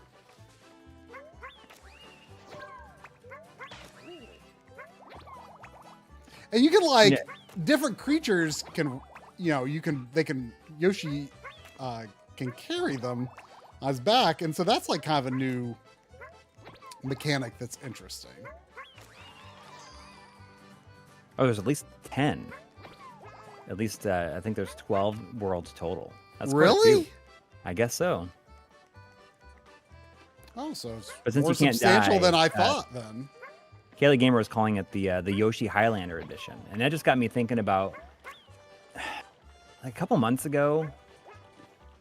I must have watched just like the intro to the first Highlander movie with the Queen song and stuff, and it's like that slow zoom in on Connor McLeod like at the wrestling match. I must have watched it like 4 times in a row, and I didn't even watch the rest of the movie. I just watched that part multiple times. I've never seen any piece of Highlander media. Oh, okay. Well, it's pretty good. But I must have just like because the song. Isn't the second movie considered bad? The second movie is really really bad. But then they did the Renegade cut, which like was supposed to like fix it. And I never saw the Renegade cut, but I saw the second movie in the theater. Which is weird because I don't feel like the first movie. It's kind of a low budget movie, even though it's got Sean Connery in it. It felt like for the time it was kind of a B movie to an extent.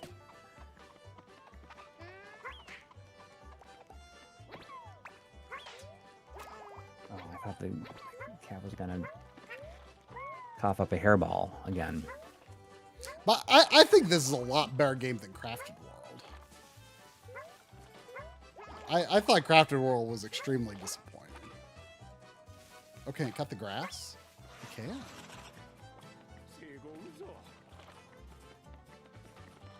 But the first one's really cool. It's just a cool idea. You know, it's a very high concept for the time, I think. But I saw the second one in the theater, and could not believe what I was watching, even at the age that I was. Wow. But just like the beginning, like the song that it plays, the Queen song is like it just works so perfectly. And I mean that's when like Queen was doing like a lot of movie stuff. I guess between that and Flash Gordon.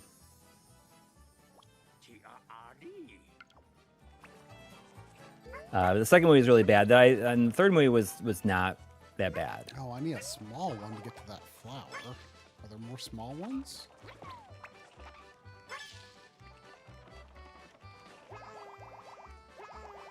I may have used them all. Oh, wait, no, here's a small one.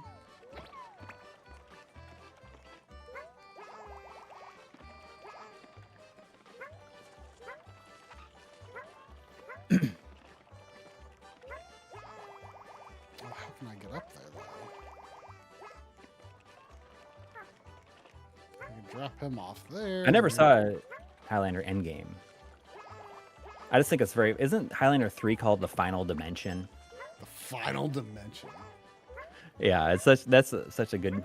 Is Highlander originally a movie, or is it... No, it's originally a movie. Okay. I mean, you know what it's about, though, right? Only a little bit. It's about people that are immortal, and they all have to like fight each other till there's only one left, and the only way to kill them is to like cut off their head. I mean, but it's been happening for like hundreds of years. So they're in no rush to get to only one. No, it just kind of happens, I think, over time. But I know, like, the line, there can only be one, right? Yeah, there can be only one. Oh, excuse me. But that's the whole thing. And then whoever is the last one, you know, gets this power called the quickening, which I guess it just, I don't know, it just makes them really powerful. Although, like, they don't do anything with it. Or is the quickening like just like... Now, I want to hear the suggestion for the name here, but it's going to be Coury. Okay. It pecks and jabs at things with its sharp, pointy beak. So how about Peckadee? No, let me think up my own name. Okay, yeah, the quickening only happens when they kill each other. Is that like where all the electricity goes through them? Like Obscusion says, and Sean Connery plays a Spaniard who has a Scottish accent. Yeah. Yeah. Coury, They that's bring a fine they bring choice. Sean Connery back in the second movie. Spoilers, he dies in the first one. But they bring him back in the second one, and it's like the flimsiest thing. Like the flimsiest like way to like get him back in that movie that you could ever possibly Well, just tell me what it is. Okay, so in the first movie, you know, he's like when they're just, you know, training or whatever together, he's like, if you ever need me, just call my name. And so he calls his name and he's back even though he was comes dead. back. He comes back, yeah. That's how they get him back into there. Wow. And the thing is so since they live forever, right? Or they live until they're killed. The Look at the Coury there. the second one takes place kind of like in the future then. So like a bunch of time has passed from like the 80s. Because the first one kind of goes back and forth between like the I don't know, like the like I don't know. I don't know when it goes back to. Like the 1200s or something like that. And it has flashbacks to that and then modern day. But then the third one, or I mean the second one, he's the only one left. So you know, he's invented all this stuff for the world. And he's kind of like living this life of luxury. And you want to know why the second one's stupid, right? Because in the first one, it's kind of just like, oh, this mysterious thing, you know, like that's just how they are. And it's kind of a cool, mystical type thing, right? And then in the second one, it opens up and they're all like aliens from this war-ravaged planet. I mean, there could be probably a way to make that explanation work, but yeah, I guess they didn't execute. I mean, like as someone who has everything... extremely limited knowledge, like I don't have context for saying whether that's stupid or not. Right. Well, it felt like a betrayal of what came before. Right. I think at the time. So I haven't done anything in this third world yet. So let's see what this fisherman is. See, I never saw Endgame.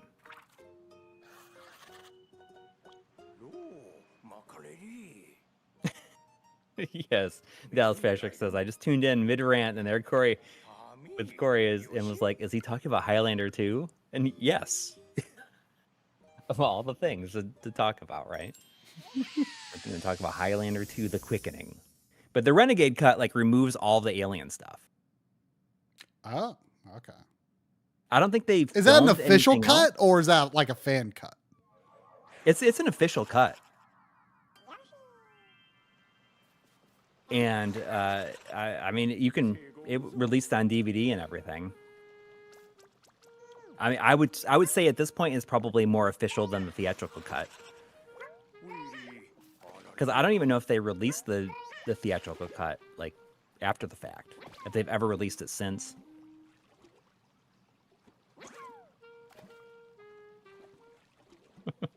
The first movie won the Academy Award for the best movie ever made. Huh? Dementium in the chat says the first movie won the Academy Award for the best movie ever made. The Academy Award for best movie ever made. Yeah.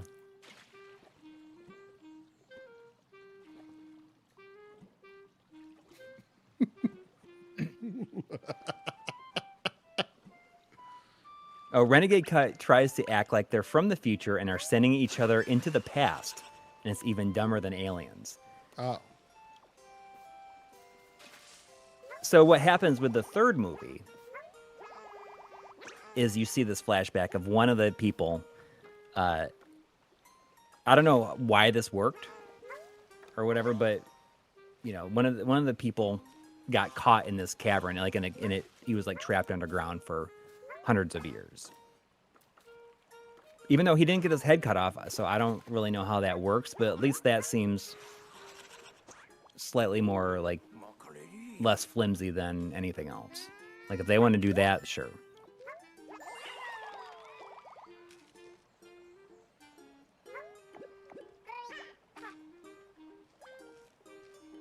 But I guess they have a remake of 1 coming out with Henry Cavill, I guess, is in it.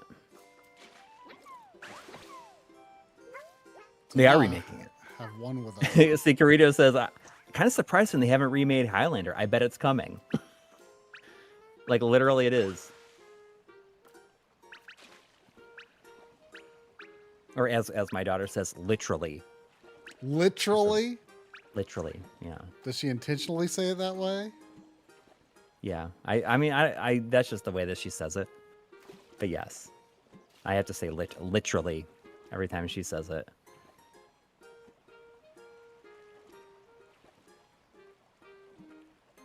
There's going to be a Highlander game in the 2000s. In the aughts. But it got canceled in 2010. I thought it was supposed to originally be like for the Jaguar or something like that. Wasn't there? Really? Wasn't there a Highlander game for the Jaguar?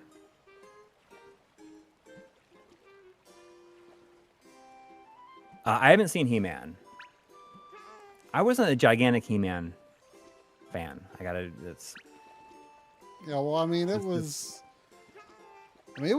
kind of considered a little older, like, for like my age. Yeah. It just, that one specifically just didn't appeal to me. Although we had all the toys and everything like that. My brother was perhaps into it more than I was. Well, your brother's older. Yeah, exactly. But I did see the first movie in the theater when it came out. And I've heard that this is very good. I like the person who makes it. And from what I have heard, a lot of it's like flopped big time, but everybody who is like a fan of it, like really likes it, or like everyone who's a He-Man fan really likes it, right? Mm-hmm. And like they understand it wasn't going to be a big hit, but they're just happy it was made in the first place because they gave them like this a good He-Man movie, right? Fish can't resist apples.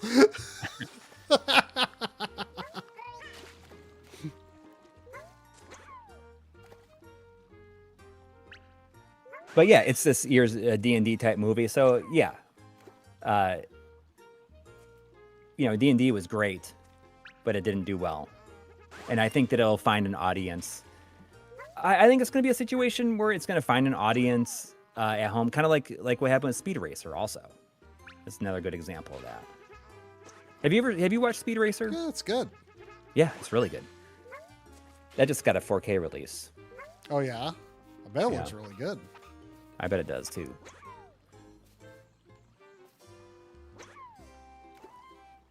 Although I don't know where I heard it. I don't know if it's completely true or not, but I heard that, for the time it came out, like all the effects and stuff were done at 720p. Oh, I mean, I wouldn't be too surprised. Or 1080p. I mean, like, the thing that kills me about the 4K for Advent Children, well, I mean, really just the Blu-ray, the regular Blu-ray is kind of this situation as well, where you could just, like, they made, like, new scenes. Yeah. And they, like, you can tell, and it annoys me that you can really tell, like, how much, like, better they look. If you're going to do that, they should just, like, re-render the whole movie. Yeah. But like, they probably can't, like, you would think that would be, like, not that crazy of an ask, but I was actually talking to Shinjon about that not too long ago, where I was asking, I was like, I used to always assume that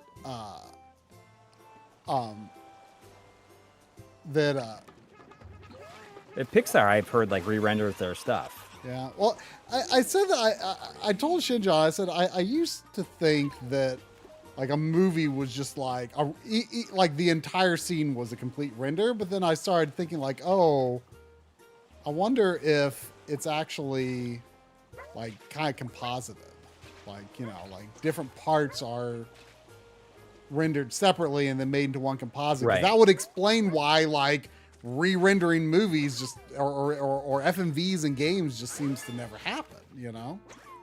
Yeah.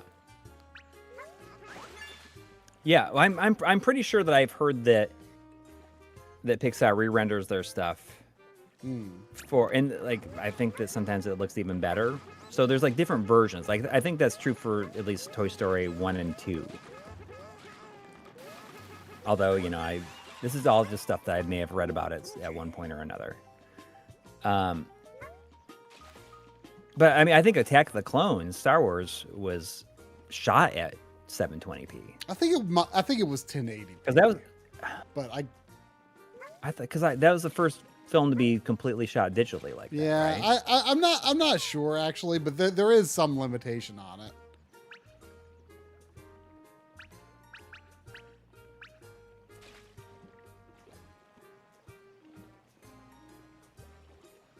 $720p, and they're like, this is the best we'll ever need anyways.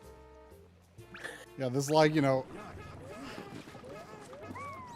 this you know, movie that's like in this series that's going to make it so famous and important and, you know, watched and analyzed forever. Yeah. Yep. Well, I do think that He-Man's gonna be another situation where it's does not do good when it's in the theater, but then it's gonna find an audience. Yeah. On video and streaming and stuff. I mean, you know, when a movie fails in the theater, like, you know, people act like that's such a bad thing. And, you know, I don't really know the economics of the business, but like, you know, that's not the end of that movie making money, you know? Right. So like, But it doesn't. I think a lot of times they hope that it will come at least close to making most of his budget back in theaters. Because I think this movie cost like $140 million or something like that, and this was the second weekend for it, and it only made $8 million this weekend. It's made like $48 million total.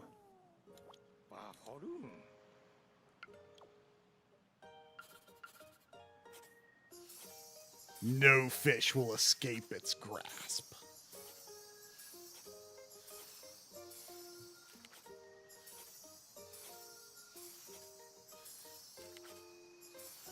Caught a real whopper. Ooh, a whopper. Whoa, a big one. Hey, how's that Ocean Horn 2? It was extremely okay. Oh, you finished it? Yeah, I play. You know, since it was the weekend, I played a little longer yesterday and today. It doesn't sound like it's even remotely as close to like a Zelda or something like that. It sounds like it wasn't even remotely close to like, say, a Zelda or something. You mean in terms of scope? Yeah. Yeah, it was, you know, you really get the sense they kind of wanted to do more with it, probably. Like, they've got, like, so much story and lore, and it's just like, blah, blah, blah, blah, blah, blah, blah. And, like, it feels like they're trying to do too much with the size of what the game is. And, yeah, it kind of feels like they wanted to do more, for sure. I was saying that I would almost compare it more, like, in terms of, like, just kind of how it plays. I would say it's closer to something like you know, Beyond Good and Evil, or just your typical like action game of the PS2 era, more so than Zelda specifically, even though it, you know, definitely apes Zelda's aesthetic, right? Right. Yeah. So the first one felt like a bit more unique, I guess. Yes, I think so. Like, I think I would say it served, you know, especially at the time, like, you know, going for kind of that old school Zelda style, was I think, a bit more of a unique approach, perhaps. This, it was fine. It's a really good looking game, I think. Yeah. It's a really good looking game. For a low budget Unreal game, I think they did well. Yeah. But if somebody has both of them, you recommend only the first one feels like, oh, you should play this. Yeah, I would recommend playing the first one. The second one is like, only if you're interested. But like, it's not like worth everyone's time. Like, I don't regret playing through it, but it's not something I would broadly recommend, I suppose. Yeah. Red Panda in the chat has confirmed that Attack of the Clones was shot in 2K. Okay. Just so. I'm going to switch to Mario Wonder. I've never booted the Switch 2 version.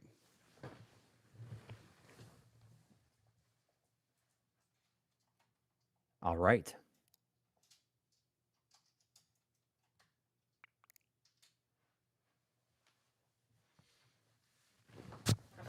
Of course, I don't think there's much point in getting into the meet up in Bella Bell Park, because I think you have to have 2 players or multiple. Oh, you do? Players. I did straight up did not get this. Come here, I see you. You want to come up and say hi? I wasn't going to get it right away, but I mean, first of all, you weren't that amazed by this game in the first place. Yeah. See, just trying to get down. All you want to do.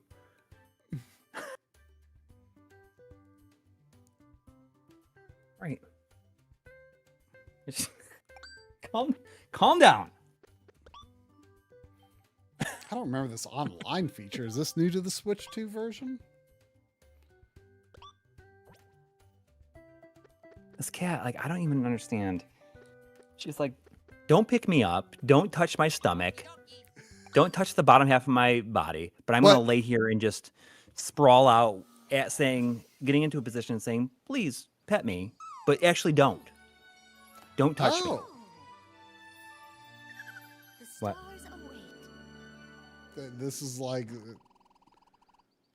I guess because of the... Man, this looks like crazy sharp, I have to admit. Like, it's crazy how sharp this looks.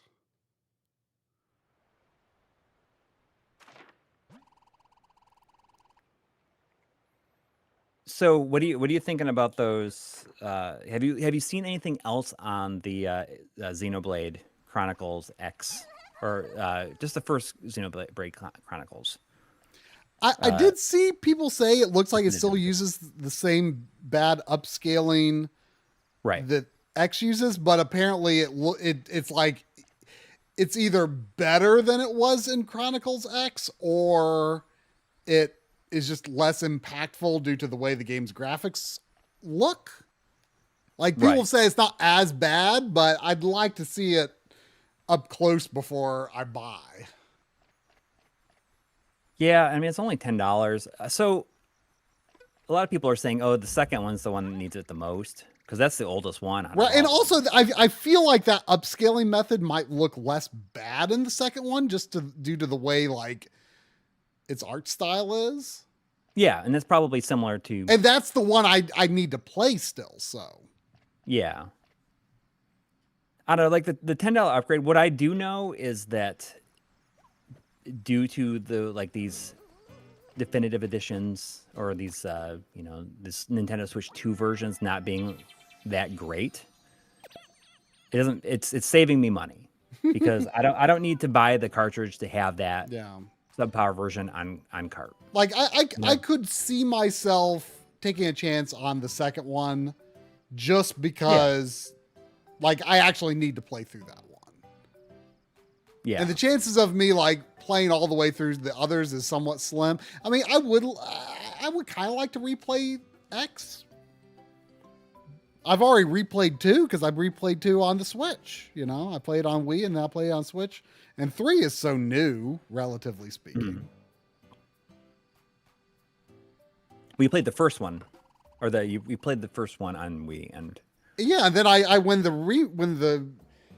when the Switch version came out, I played it on that. Right.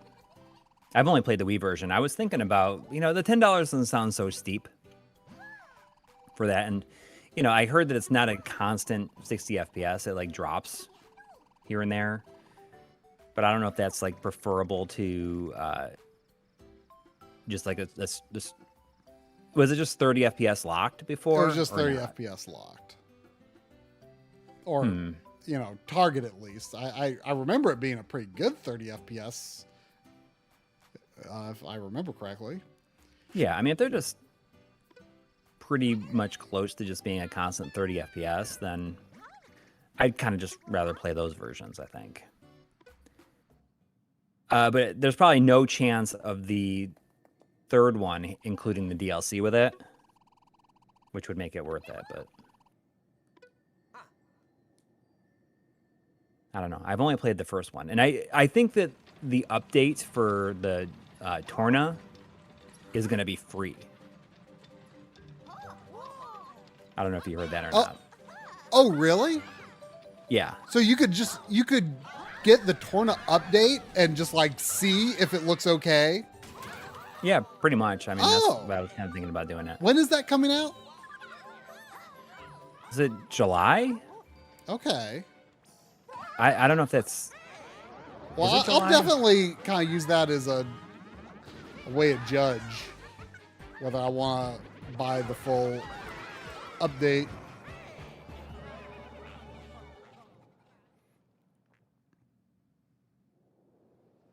I wasn't actually intending to like take a look at the new content. I was just going to start a new game, but then I loaded my file and I guess we're doing stuff. That's okay. We're just going to see what's in this. I barely know. But I guess the definitive edition of the first one adds some stuff too. Adds more geometry to the clothing, I guess. But I've also heard it includes some like unique things. You mean so, like you mean compared to Wii or compared to Switch 2 Switch compared to Wii Switch. or Switch 2 compared to Switch 2? Switch compared to Switch 2. Okay. The Switch 2 version adds in some stuff. I don't know exactly what it's added though. Xenoblade 1 has Xenoblade Kart. What?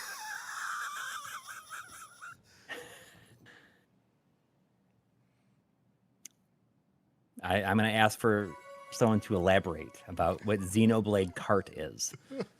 Is that what it sounds like? What if it's like the best kart racer ever made? And it's just what like if it is? You have to play like at least 15 hours into the game to access it.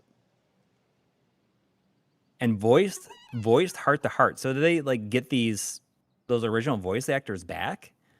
Did they re-record the voice acting from the Wii version to the Switch version? I'm not sure, actually. Actually, I don't think they did because, they, I don't think they did because remember, Xenoblade 1 has like extra content added on the Switch version. And I didn't play through that, but after I finished the main game, I just like booted it up and took a peek at the new content. I don't remember what it's called, but it's like basically Shulk and what's the wing lady's name? I don't remember at all. I'm trying to blank on her name, but like it starts off with like them as the two party members, and I remember they sounded a little bit different. Like, I'm sure they were the same actors, but it sounded like a new recording session, you know? Right. Like, it sounded like it was recorded in a different place, but at a different point in their lives. Because they were definitely muffled. I remember them sounding almost like a lower bit rate or something like that. That I don't recall. But maybe it wasn't lower bit rate. They just sounded like the environment that they recorded them in. Or maybe that was just what was in the game. Maybe they had higher quality recordings. I kind of feel like they didn't, but I'm sure a lot of people would have I'm sure people in the chat would probably have a definitive answer.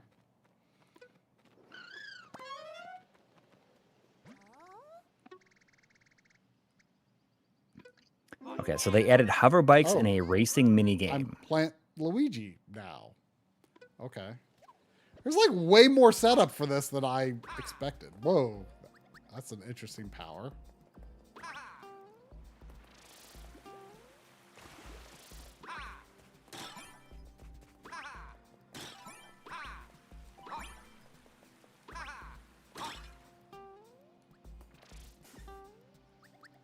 So it looks a lot sharper, though. It's a big improvement. Oh, yeah.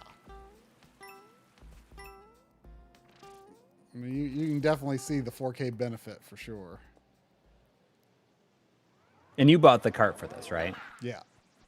So the reason, like, I wasn't that likely to get this right away, but the reason I ended up getting this was, remember the whole thing about how Resident Evil 9 was kind of hard to find? Right. And oh, you had you returned. My Best Buy pre-order was like when I was like checking my order status and stuff, like it kind of seemed like it was lost or just like never, like it was like prepared for shipping and then just like never moved. And there was like no updates like the whole time. Because I knew you were. The whole time I was in Germany. Not in the country. Right. And so I was like, uh-oh. And then I was like, I wonder if I should just buy this while I'm here in Germany. And it seemed to be difficult to find there as well. But we did find like the last or second to last PS5 copy in the biggest, Best Buy equivalent store in Frankfurt, which is much bigger than a Best Buy. I mean, they had like a whole like pyramid of stuff set up for Resident Evil 9, but it was like all Xbox and Switch. And we talked to the guy there and he's like, oh yeah, like we sold like 150 copies like the first day or something.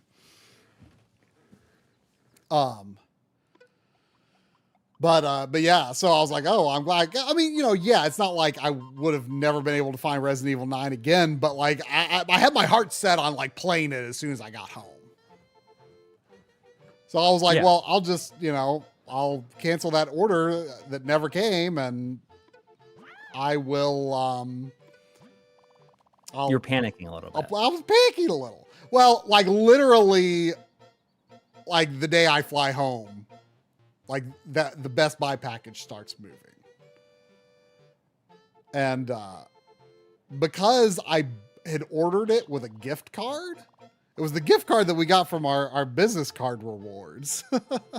Right. And they refunded me on a gift card. And so it was like, this was coming out the next week. And I'm like, well, I'm just going to buy this. Yeah. So that's how I ended up getting the full card of this. That's how you did it. That's how I did it. I done did it. Okay, There's like so much setup to this like Bella Bell Park stuff. Like I had no expectation of that. Well, maybe I'll end up getting that Xenoblade, the first one. Because did you ever get the Switch version? Yeah. But you didn't play through it. No. But I played it on the Wii, so it's not a big blind priority. Spot but it was nice replaying it. I enjoyed playing through the Switch version. You should play through 3. I mean, 3 is really good. Yeah, well, I want to play 2 first. Before. Yeah. I mean, there are connections. There are connections, but I didn't feel like I necessarily missed a huge amount not playing 2. Yeah, but I mean, that's just not something I would normally do. Yeah. I will tell you, though, that I feel as though Fire Emblem is the way that, since I'm just going with the permadeath, it is one of the most stressful games I think I've played in a long time. I feel incredibly stressed out. Because you're worried you're going to get to the end of the game and you're going to have like a crappy army. kind of, but I just don't want anybody to die either, because I don't want to like lose them and start over or like have to. I mean, I lost Naomi like in the battle I got her in, and I have not had an archer since. I've never had an archer essentially. Oh no. So I mean, it's definitely stressing me out. I am playing on the analog pocket though, so I could use save states. And I was thinking like, well, what if I gave myself like an option to one save state per battle? Per battle, if I wanted to, right? Now, an interesting thing, if you can make like a temporary save, like right. And you can restart the chapter. You can restart chapter, but if you can make it so you can make a temporary save. However, the dice is already rolled for whatever move might be made. That is my memory, at least. I assume this is consistent across the series of, the previous game, the one that's just called Fire Emblem. Because I remember you can load up a file, and no matter what the hit percentage is, or no matter what the critical hit percentage is, it's always going to play out that way. If you load a suspend state. Right. So could you like? So you can't cheese it. You're like, oh no, that enemy got a critical on me, but they only had 20% chance. So I'll do it again. But the dice is already rolled before that state was made, or before you even actually approach. I don't know when the dice is rolled, but you can't cheese your way out of it with suspend states. But you could undo your own bad mistakes with save states if you give yourself like one save state like per battle or something like that. Yeah, I mean, I was thinking about maybe doing that, but that I see a robot fair. bit me says restarting a battle as a mechanic and strategic consideration. You don't have to Iron Man it. There's a reason there's no in-game Iron Man mode. I don't know what Iron Man in that case means. Where you just go at it like you can't, like you have to have the permadeath. Well, and one thing is, and one of the reasons I recommended you start with Sacred Stones is it does have the option to grind. Which I just have not gotten to that. I guess you haven't gotten to it yet, but you can grind in it. So can you grind to the point where the game becomes easy? Maybe. But and I also remember the final battle not being as tough as some of the other early games, or early ones that we got rather. So it's got some things that make it nice, but the reason I think Coury is going with the permadeath, and and I respect everyone who wants to reset, but I got so bogged down in resetting the game when I was playing the first Fire Emblem that I didn't finish it for years and years and years. And I ended up finishing Sacred Stones first because a friend talked me into just embracing the permadeath. And, not only did it make it kind of intense in a good way, but also it just kind of made the game move, Like, yeah. You don't get bogged down in trying to do a mission perfectly.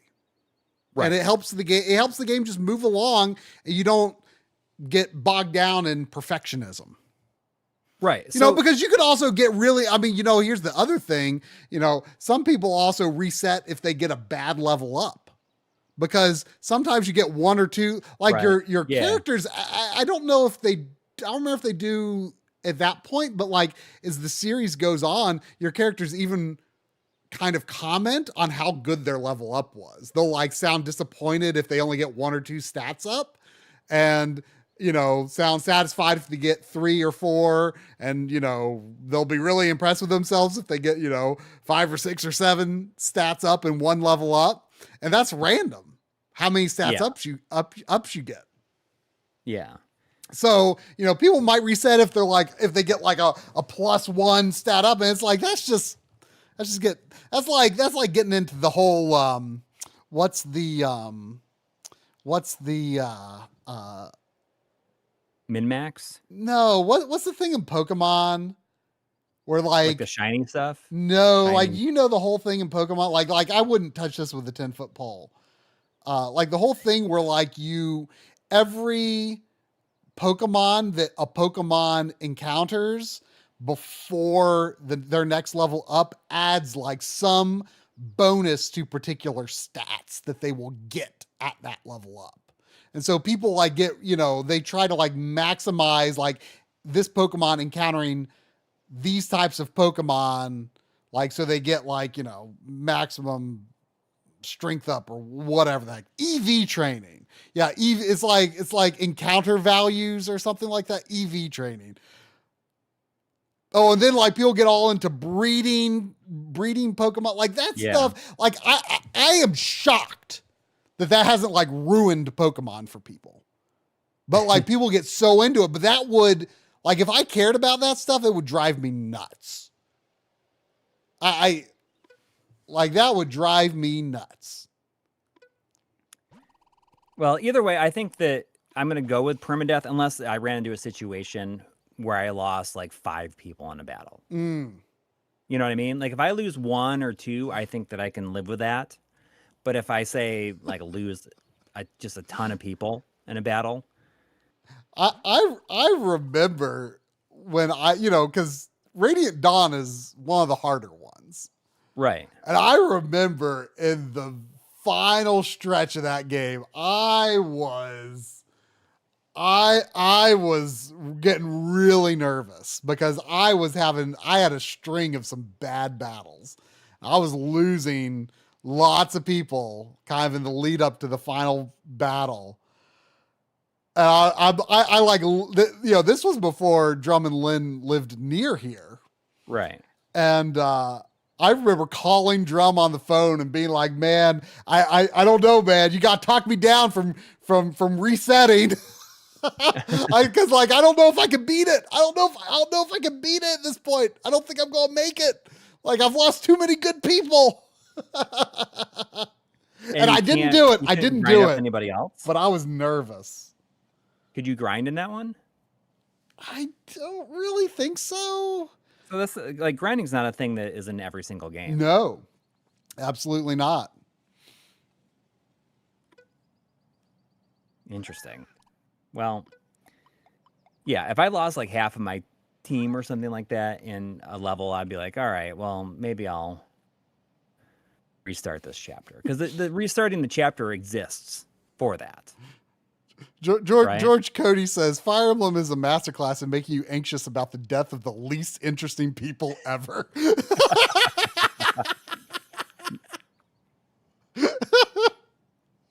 It's accurate. Yeah. Very accurate. Or I mean, if they die in the battle you get them in, then you don't get to find out anything about them. I know.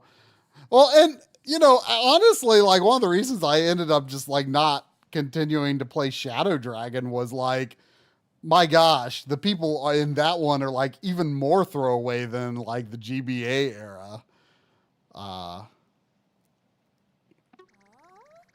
should play the Famicom one or the NES Famicom one that they released it for a limited time. Right. Yeah. I didn't even bother with that. I don't really care about the original Fire Emblem because it just does not seem very interesting.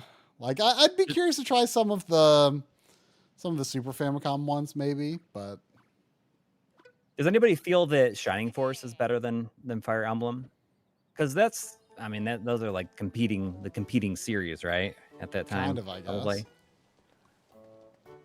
Like Shining Force, I'm sure was supposed to be like their answer to that series, perhaps. No.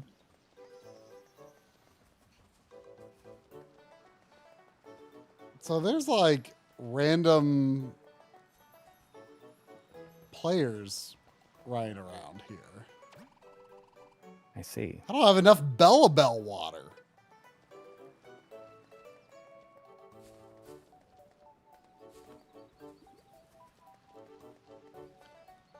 Bell water? Yeah, I need Bell water. Shining Force, I thought was pretty good. You know what? I just realized I see Enchilada here. Enchilada had a super chat at the very beginning that I totally missed, I think. So I'm going to go ahead and read it now from 2 hours ago. Saying, "Oh, banana." Because Coury snap into a Slim Jim. Have fun with various games tonight, gentlemen. All right, sorry about that.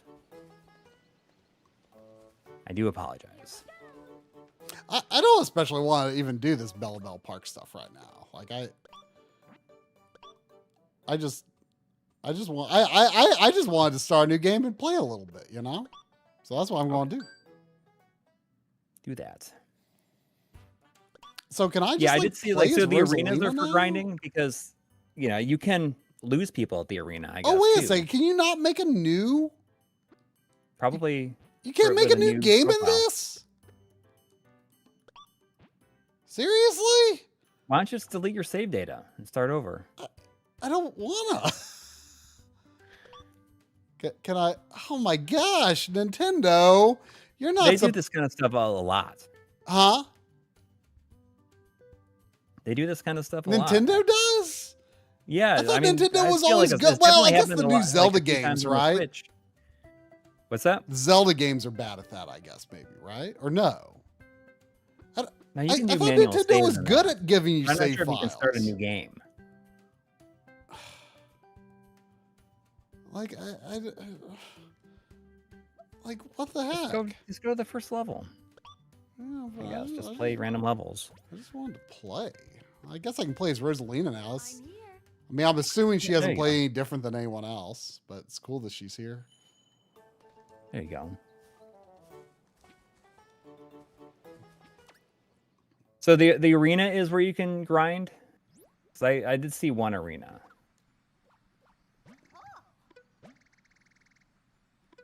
You may have to switch profiles. I do that in Xenoblade 2. Is there no game audio? Or just no audio, period? There is no audio, or are they out of audio? I mean, I'm seeing game audio levels.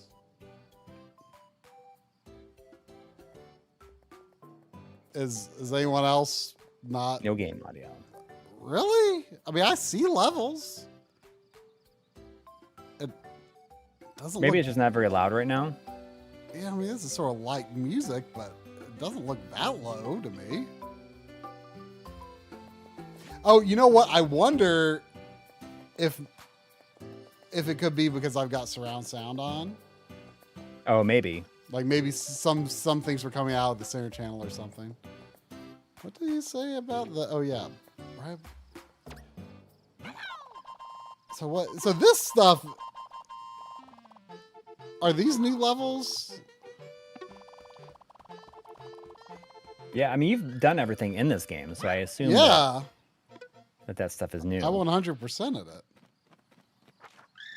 Like all this Koopaline stuff is new. I see. Okay, Sacred Stones has a repeatable dungeon called the Tower of Valny where you can grind. Ah, Sacred Stone also has random monster battles after a point to help out with that. Okay. oh, okay. So now we can fight the Koopalings. Wendy's Showdown. Throwing Frosties at you.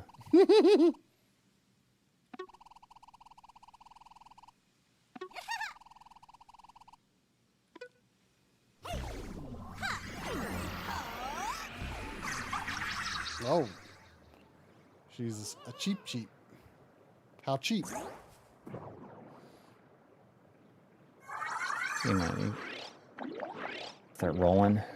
Oh, I'm just gonna swim there.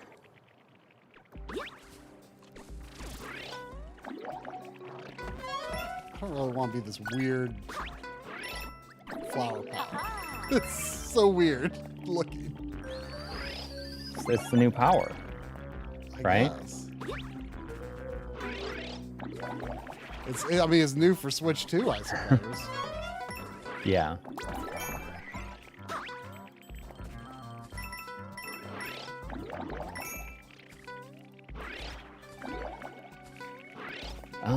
What else?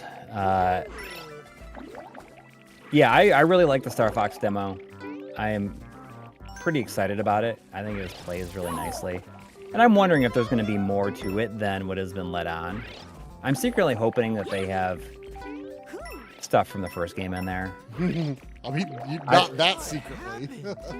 You're hoping Well, they you never know. Like, what if they have like a whole thing like after you beat the game or something? Like, what if they have?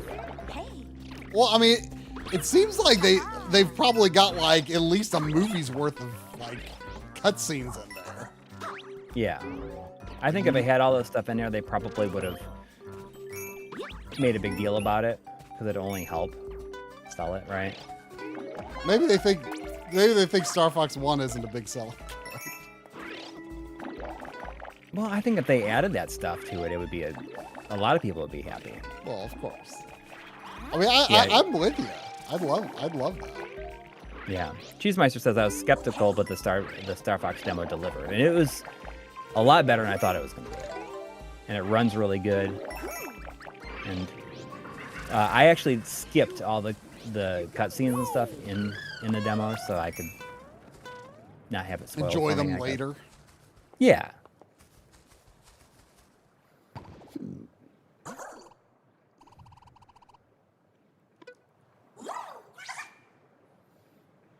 If it has on-foot modes that are just like the Star Fox, what's the game you want? Assault. Star Fox Assault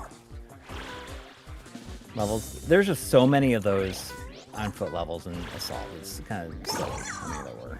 Yeah, I remember. You know, remember I started it on this stream. Yeah. Years ago.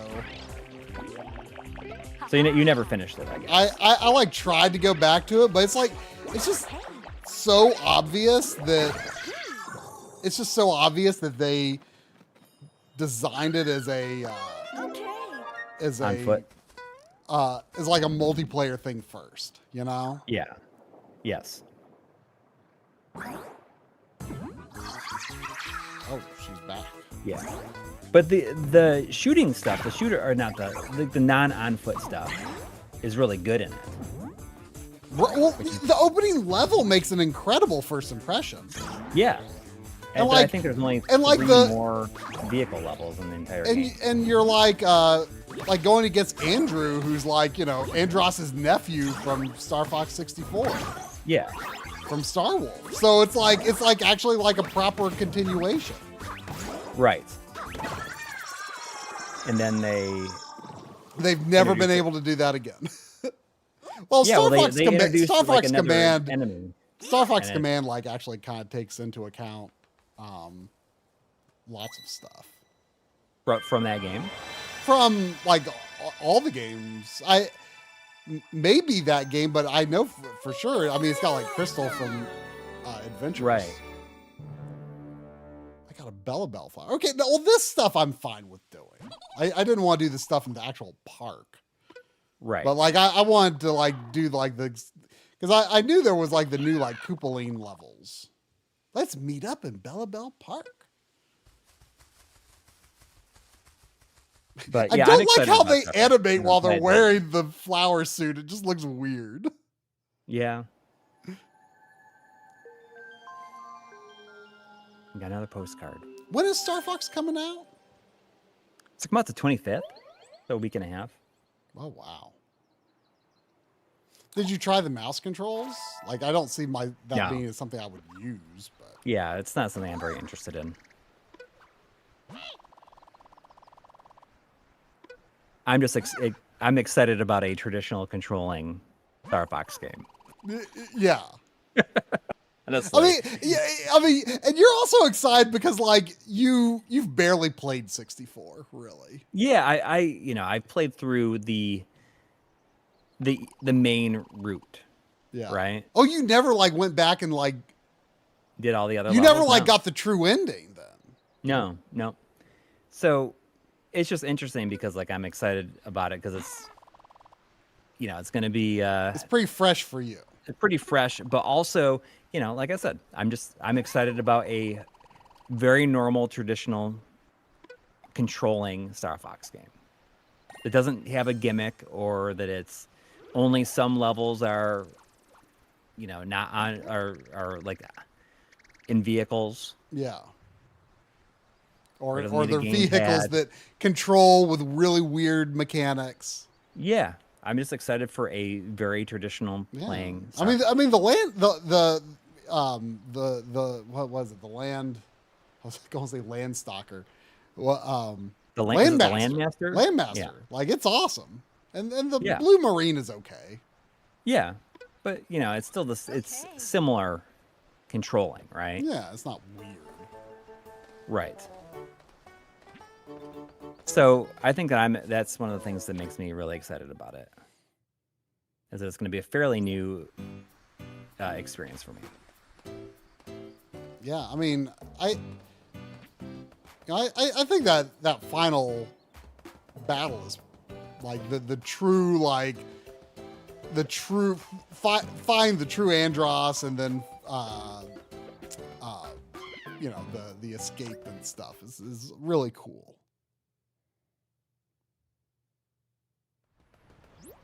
Yeah. Are people still complaining about the new Star Fox graphics? I think people have kind of come to terms with how the characters look now, I and mean, I maybe think just it seeing looks them in the great. context of the game, having played the demo. I think that their fears have been assuaged.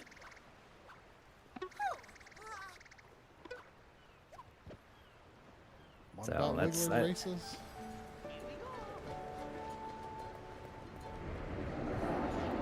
yeah. I like how the characters look. So I was never very you know, attached to the voices and stuff like that. Oh yeah, I totally forgot about the badges. Crouching high jump.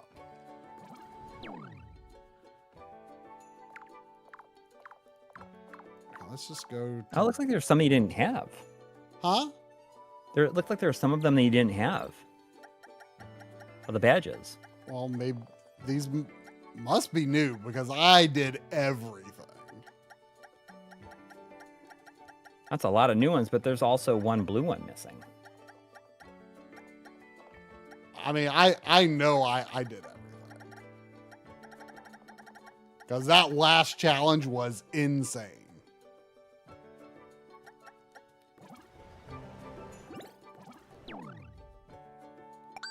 This was actually the first Mario game that I like did 100% of stuff in since Galaxy, I think.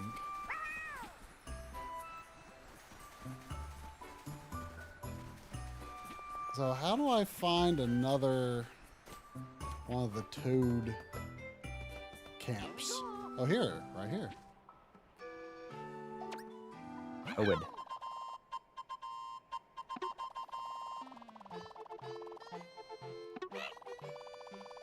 Well, I could see Star Fox making a pretty good movie. Yeah.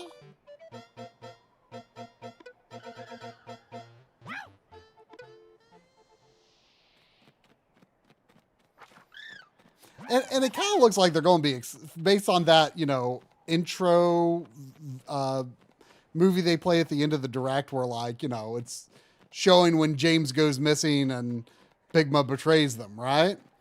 And like the way they were talking was like, you know, there's so much, you know, toxin in the atmosphere, and they're like, well, if anyone could figure out how to survive here, it'd be Dr. Andross. And so, like, it sounds like it might actually end up like getting into like, why is Andross a giant head? You know, like, how did that happen? Like, it'll be interesting to see if they expand on stuff like that, like make it a little more concrete. Let's go.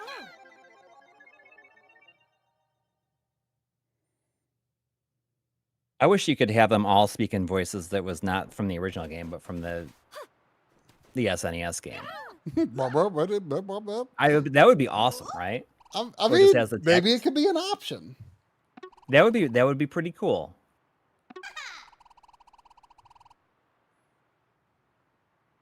I mean, Nintendo is very good at like making sort of like vocal sounding speech through, like an Animal Crossing, Yeah. like they could like make an updated version of that where like the actual letters kind of influence what they say.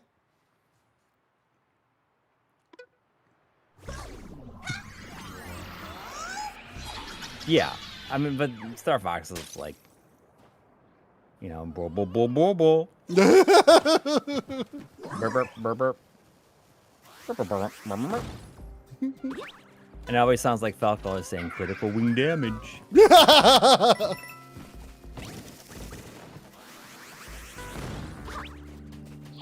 Well, But that would be cool if they had that in there, but I don't think that's something they would do.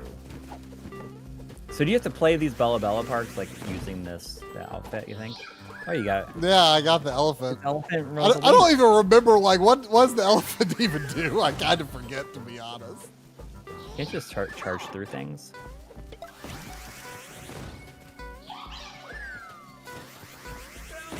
Whoa, dangerous! Yeah, the first one is the one they had the gibberish. Wowie zowie. But I've always kind of liked it the most. So you say I could charge through stuff? Well, I mean, I guess I can. Yeah, I have to use my trunk, I guess.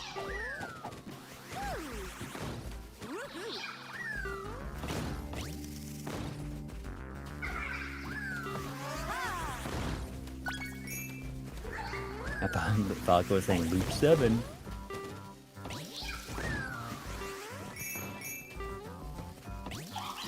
It's funny because it sounds like it's almost saying something, but everybody will have their own interpretation. My friends and I always thought it was critical wing damage. Critical wing damage.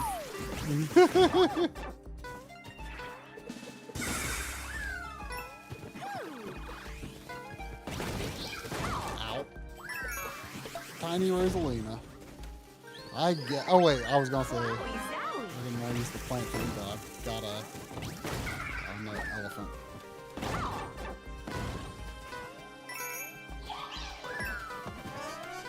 I mean, I think this boss is designed for the elephant with all these bombs that you can toss Yeah. back. Which is weird because it seems like the levels have a very specific way they want you to do them. Mm.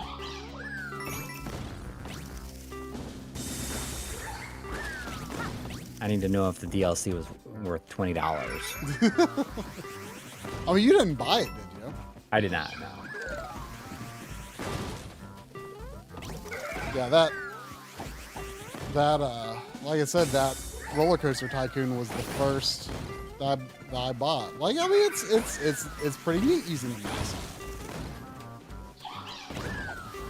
Like, I could definitely see that that would it probably would make- how that'd it make would a be a bigger- weird experience playing it with a controller for sure. Yeah. But physical copy. That's what I'm going to get. But you play it with the game ball, right? You got this. Well, They're using it? I didn't. I used the Joy-Con at the time. Okay. But it's no guarantee that you could even use an external mouse, because all first-party games that I've tried require the Joy-Con. It won't use the game ball. And I'm trying to remember if Rune Factory, because I definitely tested its mouse function at some point, but didn't use it. I don't remember if it was compatible with a third-party mouse. I think it was, but I could be wrong. But like first-party stuff is all required the Joy-Con mouse. So it's no guarantee, even though it's a third-party game, it's no guarantee that you could use a USB mouse. Right. Well,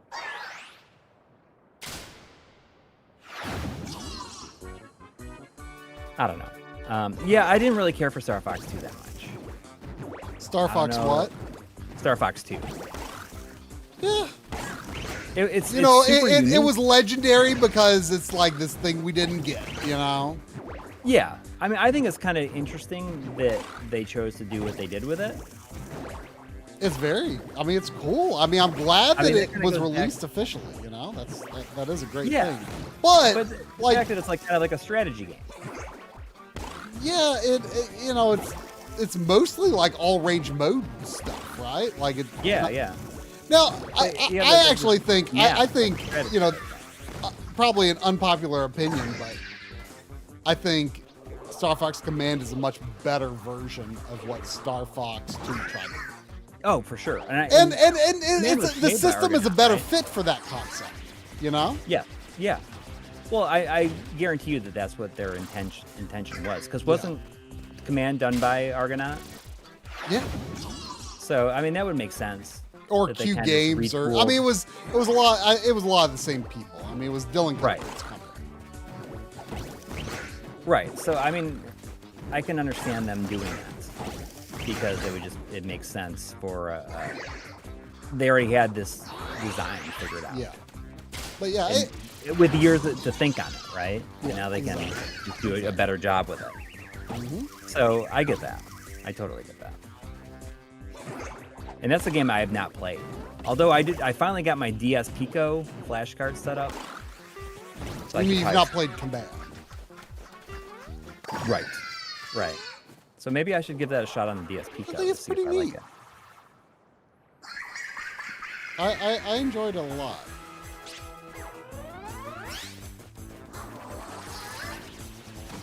He's kind of doing a bit of a DVD logo thing here. Yes. I love what you said though about that thing rolling down the slope, Yeah. hitting the builders. I was just completely focused on it.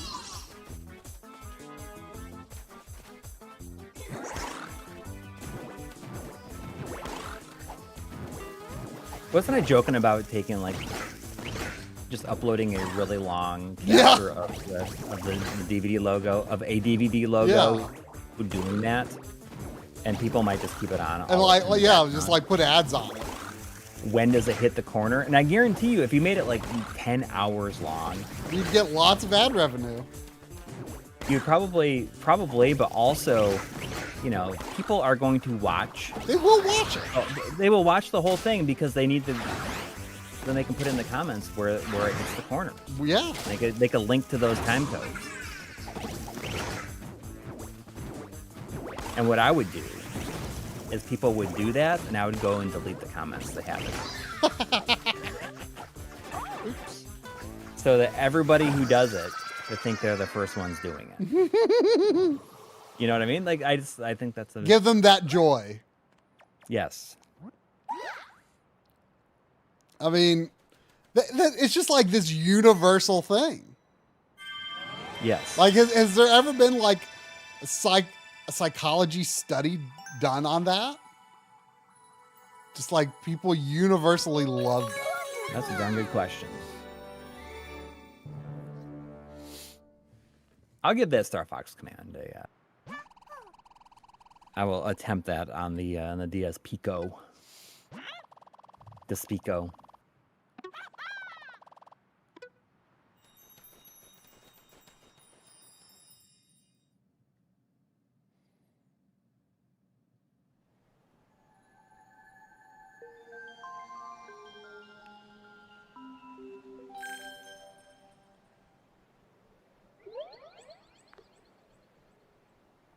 Yeah.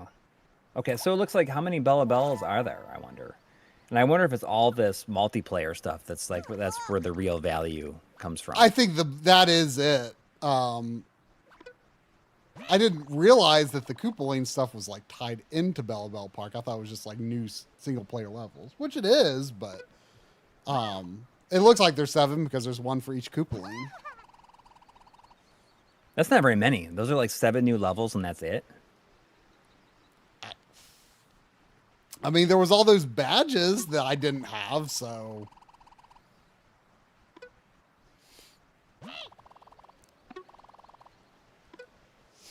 Why not stream an actual DVD logo running from a DVD player nonstop? I could do that. no. We should totally have that for our You know, stream. I saw there was, remember I mentioned a while back, like it would be fun to just like have a computer just running like old episodes and streams all the time, and then just like take it down when we do a stream on Twitch, like run it like an actual like public access station. Right. But I noticed that there's like a it's called, I forget what the exact title is. It might be like Giant Bomb Forever or something like that. And it's literally a stream that just goes whole stuff. It's just it just plays like almost any Giant Bomb video. And like apparently there are times where like people can vote on what it is, and it's like all kind of automated, right?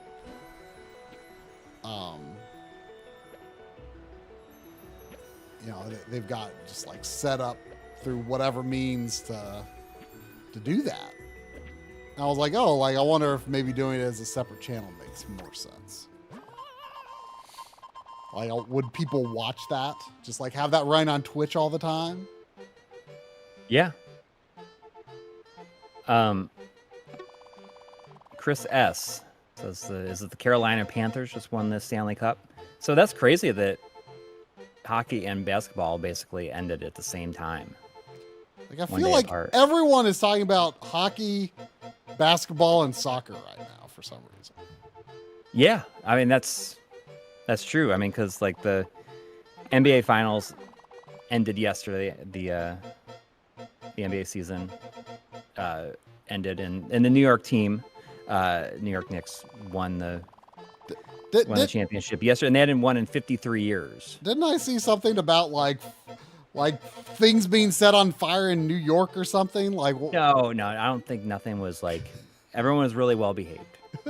I thought I saw something, but it's like I don't like sports fans like causing chaos whether they lose or they win. No, so that happened yesterday, and it looks like the hockey season just ended today, and the World Cup soccer is going on right now. Started this week. Yeah. This weekend. So that's why you can't even begin to care.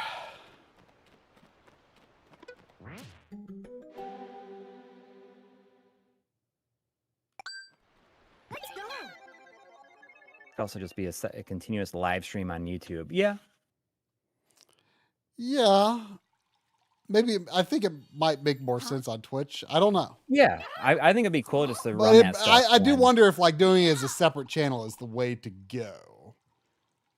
Like if it would hurt the normal channel, Twitch or YouTube. Exactly. But yeah, I mean, it's like that's something we had thought about. You know, we could just run all, like if we just made a playlist and did it. Yeah. Or just like have it. I mean, I know you stream a lot of times on weekends, but we could just run it all weekend or something. Like, yeah, you said you have like a. I mean, like I could potentially like put that, put some computer to that use, you know? Yeah. Even a laptop would work.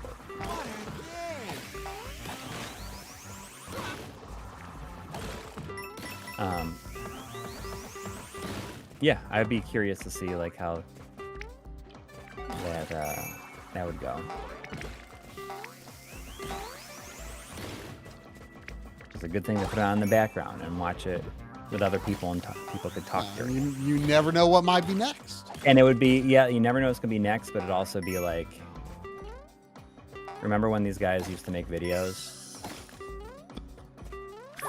Well, you said you're making good progress on that PS3. Yeah. I am determined to have a video out this month. Can you get that scripted at all?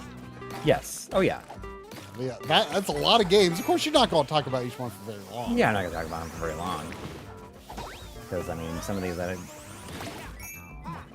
don't have time to play through really far into them. But I'll tell you one thing, is what I played today, and I just had totally forgotten just how miserable it is freaking Sonic the Hedgehog 4. Yeah. Man, oh man. Pretty bad, huh? A lot worse than I remember it being. And I only played episode 1 because I was just so... Did they? So they did eventually make episode 2. They did, yes. I'd never played it though. Man, it is just... It's disastrous. Go get him! And the thing that sucks about it is, like, that's... The number That's 4 not is Hedgehog forever 4. tied. Exactly. You know, like, by either by making a Sonic the Hedgehog 5, they're acknowledging that Sonic the Hedgehog 4 exists, right? Yeah. So, But they and that's can, the thing, but it's they like can would- never release a game called Sonic the Hedgehog 4 because, like, people might think it's that one. yeah. Or it's like just the 4 has been tainted so badly. You know, just the idea, because I don't know when that came out. Maybe it was like 2010 or so, something like that. You know, it seemed very exciting in the fact that we're getting back to having 2D Sonic. 2D Sonic, and it's just so bad. It's so bad. I'm very curious if anybody else has played it recently, or if you have any memories of it, of how bad it was. I mean, people definitely remembered it being pretty bad.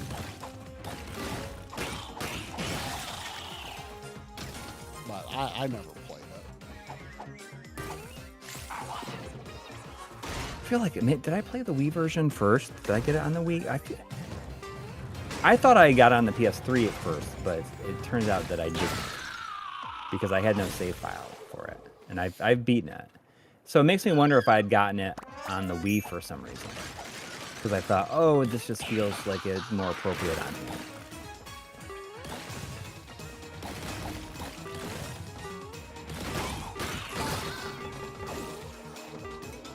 Is there PC versions, I think? I wonder of Sonic 4. Because I'm morbidly curious if episode 2 is better. Did that actually, like, finish it? That's a good question. I don't know. I have no idea.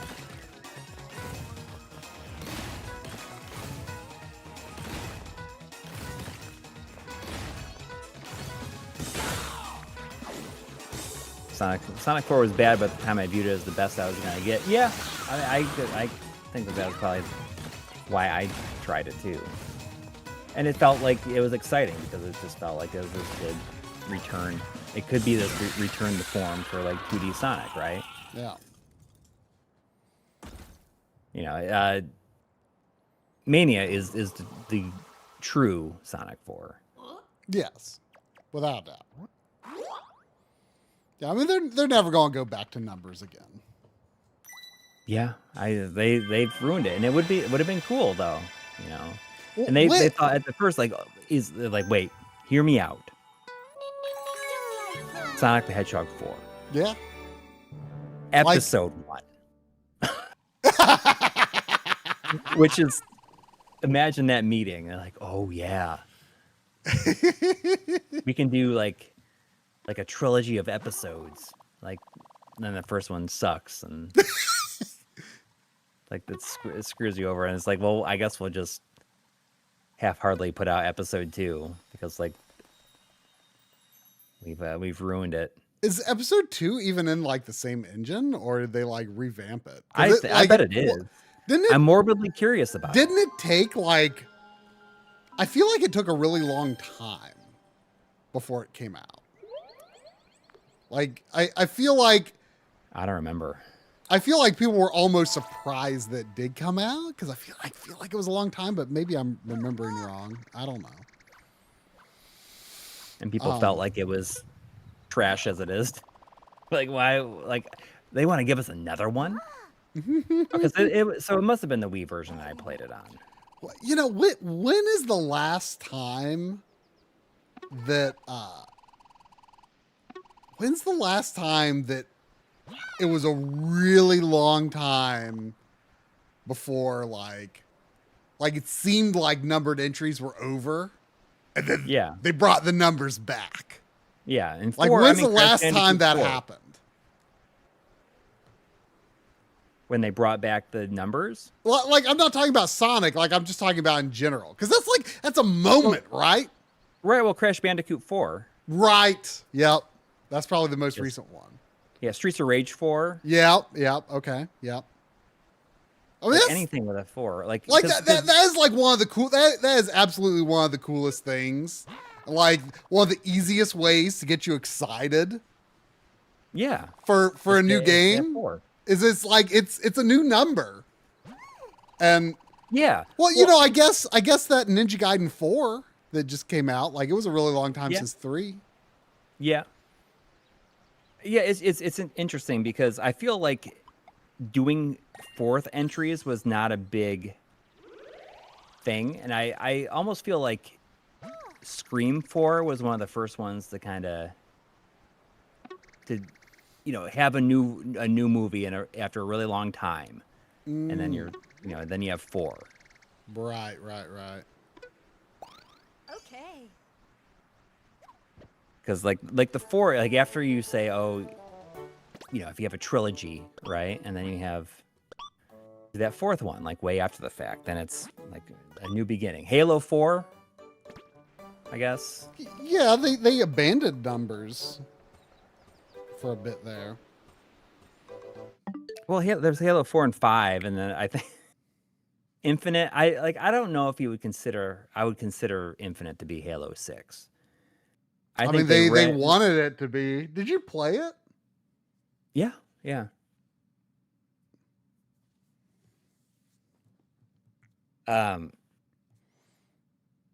But yeah, I mean, the thing is the Halo 4 and 5 are just like kind of suck. Oh yeah, Bubsy 40. Man, it really is a thing with 4s, isn't it? Like it's always 4. That's like the one that comes back after a crazy long time. Yeah. I mean, Super Mario World, I don't think they could do a Super Mario Brothers 4 because Super Mario World like has Super Mario Brothers 4 as a subtitle in Japan. Right. But like if they did do Super Mario Brothers 4, that would be insane. Yeah.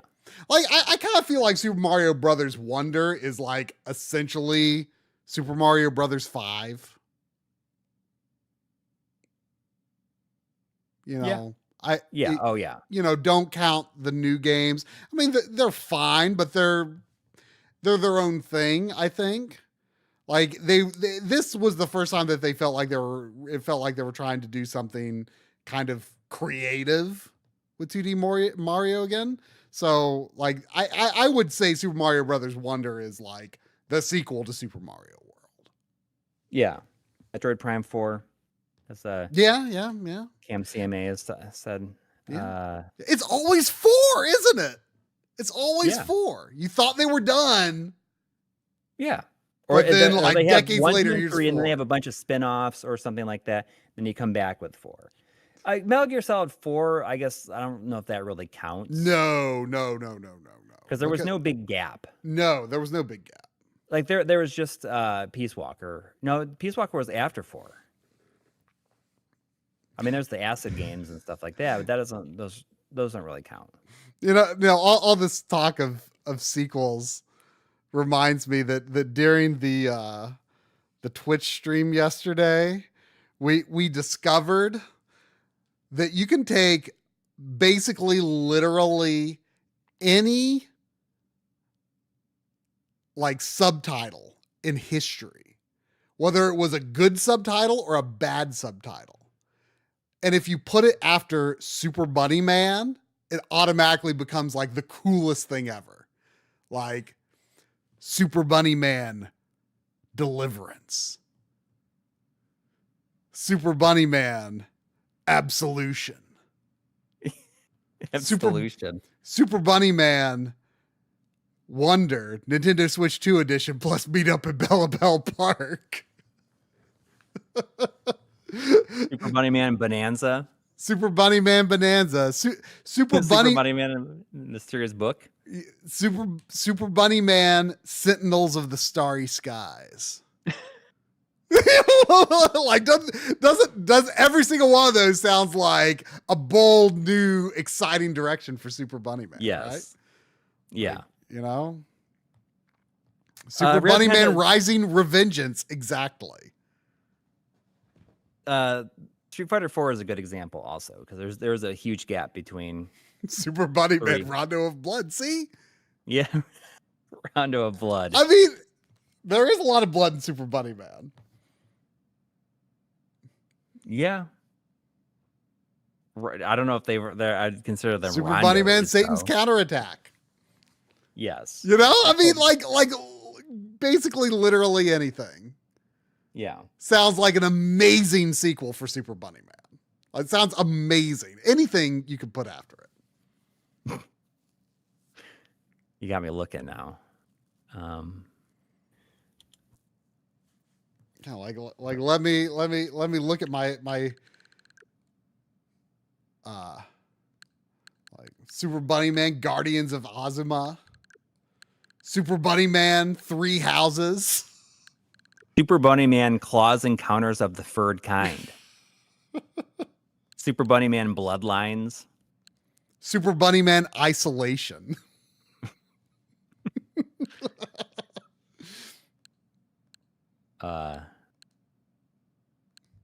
Super Bunny Man Curse of the Moon 2. Super Bunny Man presents 36 Great Holes starring Fred Couples.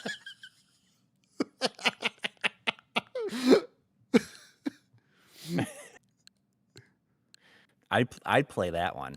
Yeah. Super Bunny Man 2 Sports Talk Football. Super Bunny Man Echoes of an Elusive Age S Definitive Edition. Nintendo Switch 2 edition.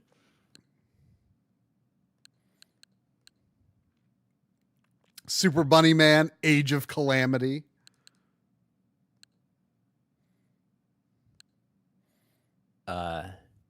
Super Bunny Man Desert Attack Helicopter. Super Bunny Man 5 Monster World 3. Oh yeah, I came up with on the stream yesterday. I came up with Super Bunny Man Advance 4, Super Bunny Man 3. There you go. It's got to have 2 different numbers. On Like basically anything. Super Bunny Man Legends Arceus. Like, It just sounds like the most epic thing ever. Super Bunny Man in Miracle World. There you go. I'd play that. Super Bunny Man the Dark Quest Sword of for the Chaos. Dark Star. Super Bunny Man The Ancient Ship of Doom. Yeah. Super Bunny Man 2010 The Final Fight. Super Bunny Man, Where the Tower of Fortune and the Dice of Fate.